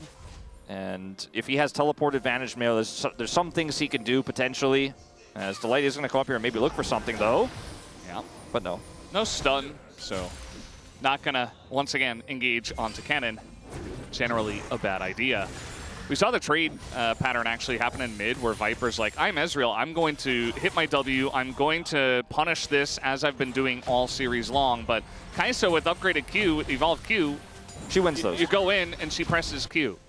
And she wins the trade. Yeah, and so, if you want to extend it, she presses R, she gets a shield, yeah, and you're done for. So Viper's not going to have nearly as much pressure as he did onto some of the other picks, like the Caitlyn. Yeah, or I think it was the Zeri, right? Game 1? Yes. Yeah. Well, I mean, Viper was on Ezreal game 1. It was Zeri, yeah, for Guma. Yeah. ADC's playing it too. Right. So it's a dragon here. It's Infernal Soul to come through, so I don't know who's wearing red, but T1 fans in the audience definitely are, and it is going to be the very impactful soul for them with the 2 Drake lead. Doran, I don't think will be punished here by Keria. There's flash and ult. Here comes Peanut, and he will just get away scot-free. Okay, but that means that they end up hurting a turret, and Doran doesn't get engaged on, but it also doesn't really impact the game all too much, because that turret is just so difficult for Doran to take out, considering the cannon he is facing here. Just trying to get farm right now, and again, just the gap in CS widens. Now 40 CS the lead here for Zeus. Yeah, well, at least Doran has 3 Infernal Cinders. True. So he's stacking those up. True. Delight also 3. Yeah. All right. Don't read the cinders anymore. That's There's nothing else happening, Wolf. What do I do? I mean, it's happening now maybe, but it's a cannon, so I don't know if it should be happening. They're TPing. They really want it to happen on the cannon. It's 4 of them. It should be enough, and they're even able to link a couple of stuns in, but now the Keeper's verdict, they're still not going to be able to save Zeus, but can they trade a kill back? I think they can, as Zeka is going to go down. Delight should be okay, and now the Reed engage here is going to get the flash out of Owner as Peanut wants to continue to go in there. There's the Tempered Fate. And a Counter-Strike. Owner just in a lot of trouble here as Keria can't peel forever. And a Poppy actually just not dying, taking pretty much forever as we got a pillow fight in the top lane. And Keria, will they be able to kill him? The answer is no. Here comes Faker. He got the turret. Now he's TPing in. All right, now it's not a pillow fight. It's a gunfight. As here comes Faker. He is assassinating people, and they just went way too deep for this. It's 3 kills to T1 in the trade. I mean, it's not even close to a fair trade here. I mean, T1 end up getting the turret bottom side. Faker picks up kills top. Is about to cash out a call, so he's sitting on a ton of money. And this is just, I mean, the cannon part of this, that's not really the issue because they chain CC him, but they use everything on this cannon that when the subsequent fight happens, it's really rough. And the isolation here onto the Yone means that there's just no way for Zeka to get out. And that means that a lot of their damage is gone here. It's a Jax. There's no Ezreal here whatsoever. So yeah, it's just a Poppy and a Rakan. But they can buy enough time. And Faker, look at the bottom lane. He's taken out that bottom side turret. And while this extended exchange happens, he's got so many different places to TP to. So, okay, we're winning this, right? Well, not anymore. And unfortunately for Hanwha Life, they spend a ton of resources here on this. At least Viper's going to get some push in mid because Guma comes up here as well and commits his ultimate. But at the end of the day, I think this is a big trade up for T1. They even TP'd him mid, so not much damage done there either. I mean, it's a kill to a Kai'Sa, a kill to a Tristana, extra turret bottom, just a trade up all around. T1 actually get a gold lead off of that play. Yeah, definitely a nice little swing in their favor. And they also got those first couple of Drakes, so we'll see if they can look for this Infernal Soul. We got it in about a minute and a half. But yeah, I feel like, you know, Doran, he got the one kill in the sequence, but it's going to take a long time until we see him doing much outside of just being a Counter-Strike bot. I think he's just going to be a Counter-Strike bot, actually. Oh. I don't know if he's ever going to do... I don't know if he's ever really going to get to side lane this game, unless somehow, you know, Faker dies or there's a big teleport accident, right? I mean, right now he has TP advantage over both side laners. Like, so if the fight gets messy, like maybe, you know, Jack's hopping around and getting multiple Counter-Strikes. I mean, that's a Counter-Strike bot. Yeah, I'm saying that could definitely happen. I'm talking about side lane. I don't think he's really putting side lane pressure on this game, especially considering that the outers are already gone. And he's pushing into either a Tristana or a cannon, currently the Tristana. I wonder if ever, like, maybe 4 items in, could he just outlast the AP damage of the cannon? Because, like, on hit, you know, or AD cannon could potentially always win the trades as the game comes along. But I do wonder, like, 4 items in. I think the problem is the stun and the movement speed of the cannon that gets him away, that eventually, no matter what, the cannon just kind of... You just never get counter-struck. Yeah, so you just never get... I mean, unless you have help, right? If Peanut comes up there. But that's kind of the big gaping hole in Hanwha's plan this game, is this Jax that wasn't played towards that much until that topside play, which ended up backfiring. It's been Zeka who was played towards by Peanut instead. They got an advantage for this Yone, but the Jax just really hasn't been able to push sides or really do much in team fights. We'll see what he does here, as you don't want to push into this choke against this cannon who has flash and ult. Yeah, it doesn't look like how Life Esports want to do that, but T1 are going to take over control of Banana Brush as now Engage comes in, but that is a Jax as an ult sails wide. They're looking for the isolation on Zeka. He gets incredibly low, but also pushed over the wall. He does have TP, but I don't think he's getting out and back. Maybe with the Tempered Fate, though. Yeah, gotta buy some time. Oh, here's the engage from Carriel, and they get the full-on wombo combo onto that front line, as Doran also gonna get pretty low. Here comes the TP from Zeka. They're still trying to fight this as Hanwha Life Esports, but I don't know. Peanut trying to get close to this one, and the smite is not going to work, and he's going to go down. T1. Now they've got a Kai'Sa on top of Zeka. Down he will go. That's a double kill for Guma, and they sprint towards the Baron. Yeah, T1 really in control of this game. After that topside play, they had a lot of control, but even with Hanwha Life having the better group up there, having the prio on the Dragon, the engage just doesn't work out. They collapse onto Zeka, force him to back. I mean, this is one of those moments, I guess, where Jax is going to go, nope, actually. Nope. About, what was the side lane value in this game? About 2 autos. And then, you know, the exhaust for Delight isn't up. It's just coming up. He uses the Tempered Fate to actually buy time for Zeka to return so they don't have that to peel for the engage. But then they just get engaged. Well, I mean, that's the thing. Like, once you buy this time and use the Tempered Fate, T1 are like, well, they don't got anything. So Zeka gets pushed out. Buster Shot, unfortunately for T1, actually helps him escape. But then it's going to take him a really long time to come back. So you see the Tempered Fate come out. But now they've got nothing. Carrier's like, well, this is easy. Flash engage, Maelstrom combo, and there's nothing that Delight can do. His exhaust isn't up, and even if it were, he'd just be stunned anyways, charmed, and then stunned by the cannon. And then the attempted steal here from Peanut. He's had a few good ones today, but unfortunately just a bridge too far in this situation. Now T1, I mean, poised to take this third game. They have so much control. Engage here on Aguma. He's able to cleanse out of that one, but T1 We're pushed up pretty far here with the Baron buff, as now Peanut in a little bit of trouble as the Tempered Fate. We'll see if it works out. Zeka just going to be flashed away from as Keria gets in for the peel. And here we go, slicing Maelstrom once again, but this time the exhaust comes in, and Peanut's still going to go down, traded for the cannon. As this is a wild fight now. Zone, Zeka, he finds the angle, he takes down the Rakan, Faker to follow, and they're going to stop the push immediately. T1 not respecting the engage from Homolife Esports this time around. Yeah, and the Tempered Fate actually really messes up T1's plan, and then Keria, I think, panicking, ults to try to defend during the interim, and then the ult comes through from Kennen, but the exhaust, as you mentioned, is there this time for Delight. He shuts down the Kennen, and then it's just kind of a front-to-back from there. Doran is always threatening on the flank there with Counter-Strike, and T1 can't push in further, and it's a really nice front-to-back, and this Baron feels like a wash now, had such control, but they end up getting caught and collapsed on that inner turret mid. We'll watch this again. So Peanut's on the flank here, right? Delight's on the other side. Ult's on to Guma first, so he's out of the fight. Straight up at the beginning of this. Then the Tempered Fate comes through, and then you see Keria, he's like, well, I gotta try to do something here, otherwise maybe they push on to Guma, but I don't know if that was the right call, as now his ultimate is down. That cannot be peeled. And then look at Doran keeping Owner out while Zeus is exhausted. And Guma, he's offering a decent amount of damage here, but nothing compared to Viper. And then Zeka, beautiful ultimate here, and that's the fight.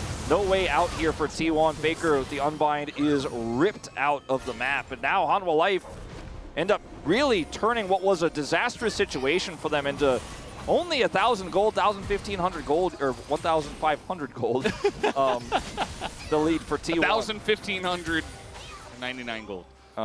No more Baron issue here. I mean, there's still a little bit of it left, but 15 seconds. This time, nice dodge from Zeus. Going to get out of dodge. And Peanuts will have to wait for his next cooldown. But all things considered, Red Bull Baron power play is negative 300 gold. So Homolife Esports still in the game. It might come down to this next dragon that is spawning in a minute and a half. Got to deny T1 from the Infernal Soul if you want to have a chance here as Homolife Esports. Definitely a really big win they're going to need to take. You know, they had that last fight with a really nice collapse. Peanut, saw him on the player cam there. You could feel the tension. It's that awkward Peanut laugh, which looks like he's having fun, but you know it's Peanut actually very stressed out. If you've watched Peanut for years, he's in the zone. Another action blast cone? Maybe. Infernal Soul gift? Nope. They could have, though. They could have. But the Unbound Soul is going to mean that Zeka would get out of there safely. I would have wasted Zeus' ult if you wanted to commit that there. And before this dragon, that's one of your key tools. You can see gold leads really across the board here outside of the jungle for T1. They're not insurmountable leads by any means, but when you add them all up, you consider all the different ways they can zone Hanwha Life out of this dragon. Still a really good game state for them, even though Hanwha were able to stem the bleeding with that great play to punish the inner attempt. So let's see how this fight's going to break out. Doran has TP, but is kind of cut off. Might actually have to look for a flank to get into this pit. Peanut is he's been slowed quite a lot. Not taking too much damage. Oh, they find Zeus on the flank here as he throws out the Maelstrom, but he's in a lot of trouble, has to flash the wall. And now the combo over the top, Homolife Esports. They turn on to Peanut, though. He's getting pretty low, has to flash away. In goes Doran, looking for something more. Guma also has to flash the Tempered Fate. And Doran is not going to overcommit to this one. And you have so much safety as Kennen, you think you can pull that off, but Hanwha Life just call the bluff and push on him super fast there. Not much counterplay, and this is looking great for HLE. Yeah, we have a TP coming in here, but that Drake is gone. And so the TP is gone as well. Not able to fight over that one, and Homolife Esports are clawing their way back into this game. And I like how you say clawing, because this is just one step of many. It's the second in a row, the second big win here. As you can see, as the neutral fight is being contested, Doran knows that Kennen is flanking, calls this one out, and Delight and Zeka are ready to catch him. And yes, he has his ult for a little bit of self-heal here, but the rest of T1 aren't able to capitalize or punish. Look at this true shot from Viper. Not only takes out the Kennen, but puts Faker so low that he can't actually follow up to try to collapse onto Peanut. If he doesn't get hit by that, maybe he goes in, he gets a reset, then his fight is playable. They get the flashes with the Tempered Fate as well as the Dragon. And Faker's TP, the cherry on top for Hanwha Life, that being expended for no gain. Delight about to pace check a little bit here. Flash on in as even the support item not going to help him out there at all. We do have Baron in 13 seconds as well, so a chance now for T1 to wrestle back control of this game. And certainly they will look to pressure this objective. Zeus also has teleport and ult, and you know, this is where it gets really messy. He's going to TP to the top part of the river. Faker's also on this angle. Hanwha Life, this is so difficult to fight out. They're going to have to use Viper's poke. They may just go straight into this. Might don't just recommend. be a straight up flip as well, as the ult is going to be sent in. Keria trying to peel, but that's not really going to work as Yone Zeka gets in again, gets the blow, but they will not get the Baron as the verdict gets used on a Peanut. He's pushed away, and T1 get away with the Baron. You can see it looks like Viper was trying to maybe get a miracle steal, putting his W on the Baron, but T1 get out very cleanly. Zeus doesn't even have to ult there. And it looked like maybe T1 wanted the turn, but they realized with the Keeper's Verdict, if the Keeper's Verdict doesn't hit Peanut, you know, they probably do have to force the fight, but it does connect, and that's just the secure to come through. As in a choke point like this, True Shot Barrage, you know, Zeka on the Yone, these tools are going to be incredible. Keria kind of trying to zone here with his ultimate, but with no jungler, it's just an easy smite, unfortunately, for the side of Hanwha Life, and not enough follow-up to punish. No True Shot Barrage, they already used it. T1 get out with those empowered recalls, and now they're back in control of the game. Yeah, they absolutely are. And Keria, ooh, that's half his health gone. Not going to be enjoying that all too much. But let's see how much value T1 can get out of this push as well, because for right now, they're just kind of barreling into the Hanwha Life Esports jungle, not really finding too much, not able to get much vision either. Yeah, and I mean, they need this Infernal Soul. I mean, that's such a huge win for them if they can pick it up. It's going to mean this Kai'Sa poke is so much stronger. It's going to mean the Tristana and the Kennen value in a team fight is just, I mean, it's explosive what you could do with this composition. They're losing control quick.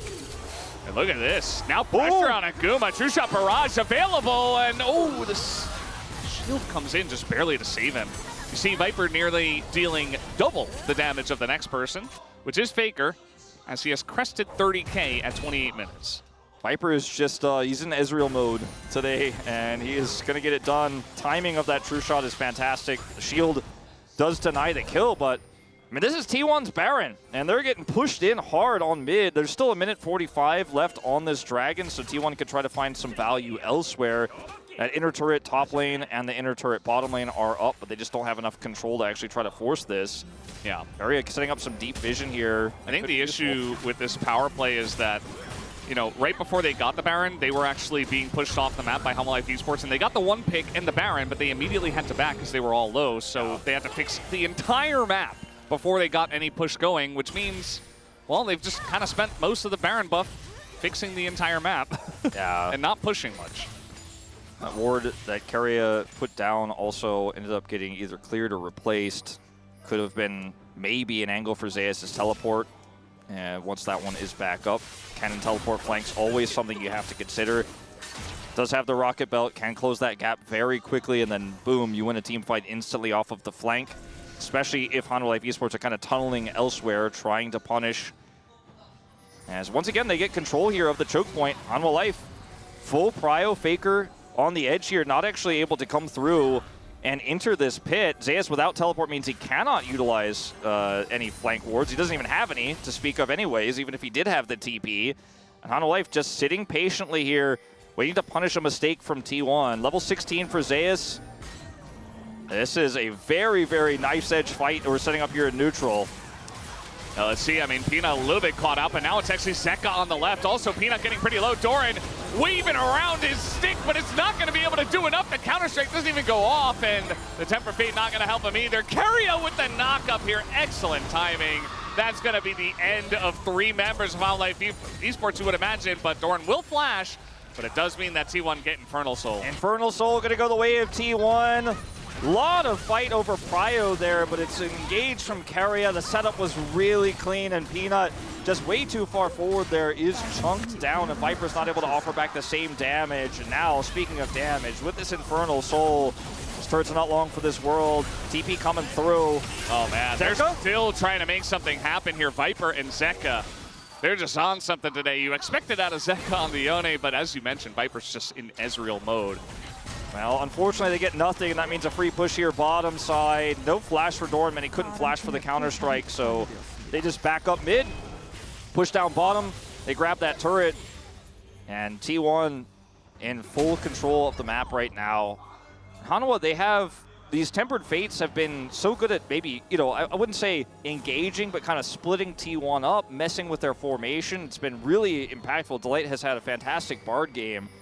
When you add this Infernal Soul on top of the map control T1 already had, they get the free backs.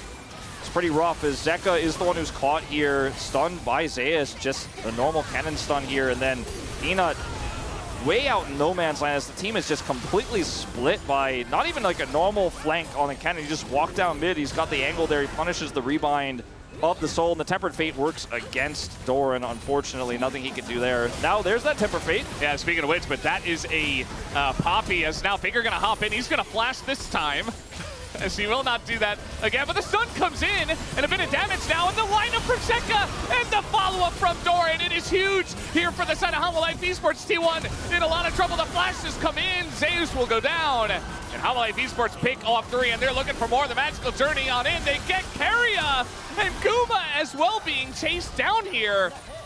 And they're looking at, okay, are they actually gonna do this? Here comes Viper. Oh man, getting pretty frisky with it, but not gonna commit, and now the push commences. Yeah, I mean, he's got the flash going and he's got the blast going, but he's not able to get Guma there. But even still, just a Kaisa for the defense. Some low health bars, or rather, long death timers here. I mean, I think they just push for this one. It might just end. I think so. This might just be the end of the game. Infernal Soul be damned. Guma desperate. He needs to buy time, but he's nowhere near the wave, and the Tempered Fate is going to get a lot of people here, and they're even going to kill him. Hanwha Life Esports, they win one team fight, one pick onto Faker, and that is it. They will win the series.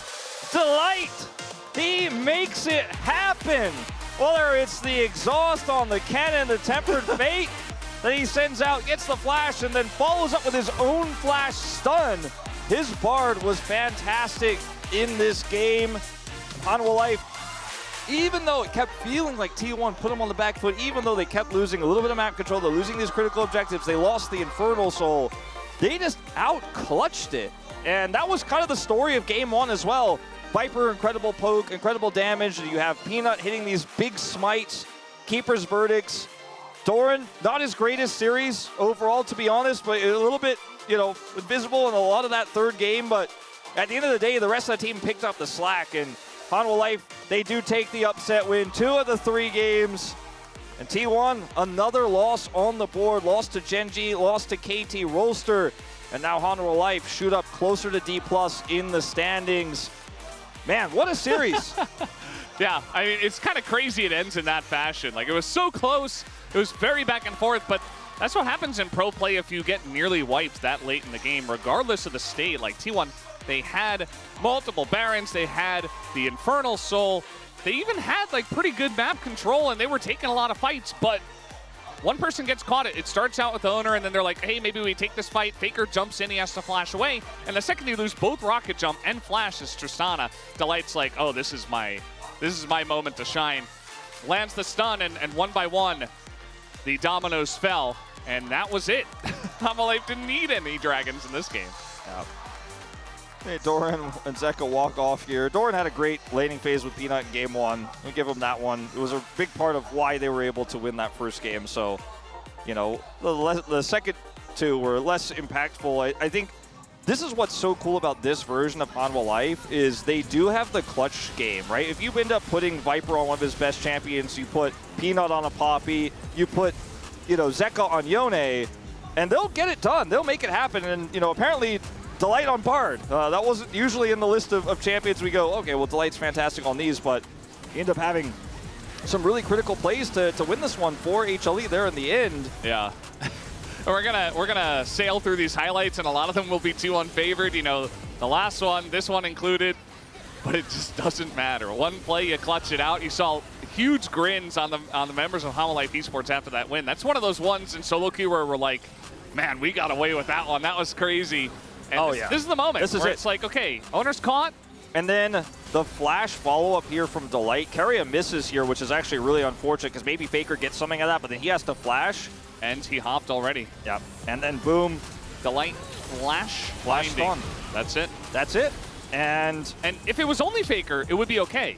But the chase potential of Hanwha Life Esports' comp makes it so much more painful. Yeah, and you know, maybe if they were a little bit more split up and it's only one person who gets caught, you can use the cannon ult to defend your base, but they use it to try to peel, and they lose all their tools. They lose everyone.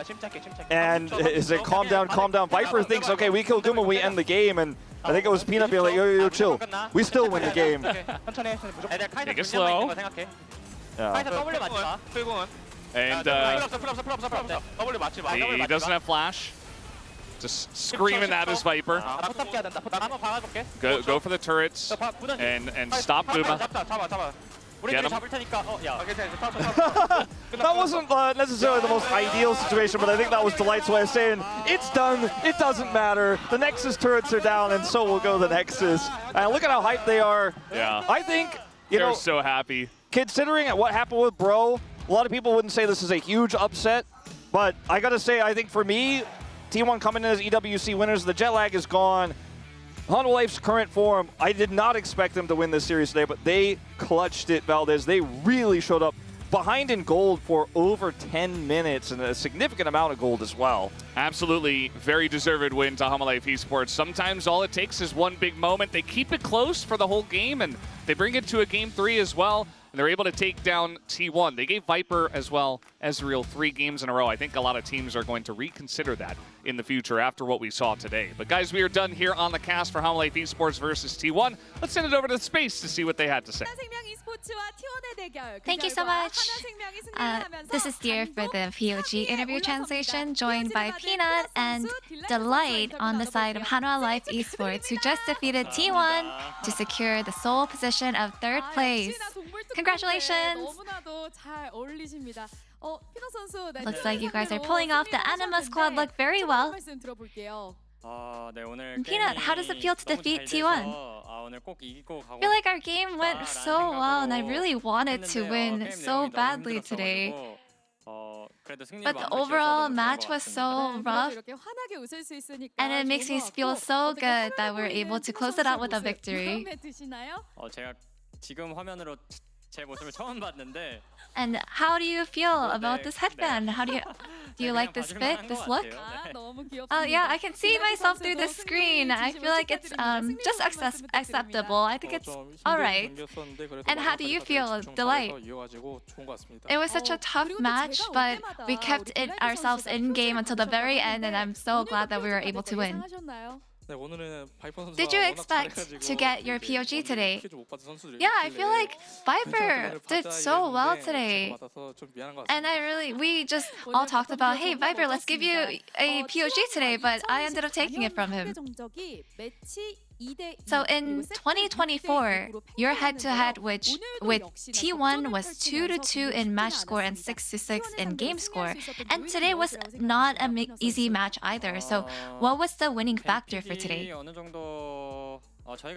I feel like in terms of the drafting, it didn't really go as well as we planned. But we were able to complete the drafting phase as best as we could. And in the end, I feel like luck was on our side today. And Delight, what do you think?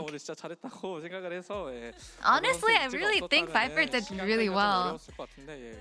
So if Viper didn't do so well today and was not proactive as he did today, I don't think we were able to drag the game out longer. And in game 1, the champion that is considered tier 1, Rumble, was left open. So did you expect this move? Yeah, I didn't expect Rumble to be open. I feel like, if anything, I didn't think that Ivan and Vi would also be banned. So your Poppy was such a clutch pick, so how did the drafting go overall? Like, yeah, I was considering Ivern as well, but there was really not much good counter to Sejuani right now. And I believe that as long as I do my job as Poppy, that it would be viable, so I went with that. And your Poppy in the LCK has a record of 26 wins and 6 losses. And your skill shot jukes were just on point as well. So in game, did you feel like you were playing well as well? Yeah, honestly, I was juking really well. So I thought to myself, yeah, I'm doing pretty well today. 저희가 그 장면 또 준비를 해봤습니다. 장면 같이 보시죠. So we have this replay coming up here in game 1. Operation Wangho, Peanut, your calm steals here. Can you walk us through this? 알리가 마크 각도 나와서 Yeah, we were just looking for a smite steal angle. 좀 다소 위험했던 것 같고 여기서는 And we had a really good solid plan at first, but it ended up becoming really dangerous. But in the end, we just thought to myself, you know, we can't just outplay ourselves. Let's just live even if we don't get the steal. 네, 피나 선수 So 또 were 삼 you 세트 때는 happy 상대가 and satisfied with your 세주안을 smite condition? 내주고 Yeah, it was all luck, 오늘의 honestly. 햄픽이기도 했습니다. 현재 뽀삐의 And in game 3, 피해가 어느 정도라고 the enemy 생각하시나요? left the Sejuani open and took Poppy, which Poppy seemed like a core pick today. So what are your thoughts on Poppy? 빌라이트 선수 오늘 삼 I feel like in our scrims I wasn't really able to play a lot of Poppy, so I'm not too sure. 이건 준비가 되어 있던 And 픽이었을까요? Delight, it looks like you picked Bard with Ezreal. Was this something you prepared? Rather than us preparing it, we saw this 와, the 딜라이트 other 선수의 support that 강한 we didn't quite 어필로 expect 가드가 있었군요. come up from the enemy 세트 team. 내내 So I just 주고 thought 받고 to myself, I have to 어필을 play 계속하면서 Bard. This is the 서로 only pick I 굉장히 can go 치열한 with. 접전이었습니다. 그래도 승리의 끈을 So 놓치진 않으셨는데요. game 3 경기 내내 was so 딜라이트 much 선수 back 힘들진 and forth. 않으셨나요? Was it not rough for you? How did you maintain your focus? You know, after the game was outplayed in the beginning and then the mid game, you know, I was just telling myself, hey, just keep myself calm and just keep playing. And what about you, Peanut? Honestly, it was really rough. But my teammates told me, hey, I think as long as we don't give up and play until the very end, we can win. We have the ability to win. And we have this next highlight ready for you here. How did you find this angle? So I knew that I would be able to waste the Poppy ult here. And I just instinctively went in with the Q flash here. And Peanut, how did you feel? Honestly, I was just thinking, I have to win this team fight, and then we'll be able to win. And when we got to win, honestly, it was just a huge relief. 자, 이렇게 해서 5승 달성에 성공을 하셨고요. 다음 상대는 So you guys have secured 5 wins. 다음 경기에 대한 각오 And your next opponent will be BNK FearX. So what is your resolution, Peanut? 잘 준비해서 Yeah, our round 1 is close to an end. T1전도 또 있기 때문에 We want to make sure that T1전 다시 또 잘 붙을 수 있도록 노력하겠습니다. 네, that we are 좋습니다. prepared for our 빌라이트 next match 선수 and close out round 1 위해서 중요한 as well as we 경기인데 can. And also we are 가보도록 facing T1 again, so we'll be ready for that as well. And Delight, we'll put in our best to prepare for the next match and put out the best performance we got. And that's the end of the interview with Peanut and Delight, and back to the space. Thank you.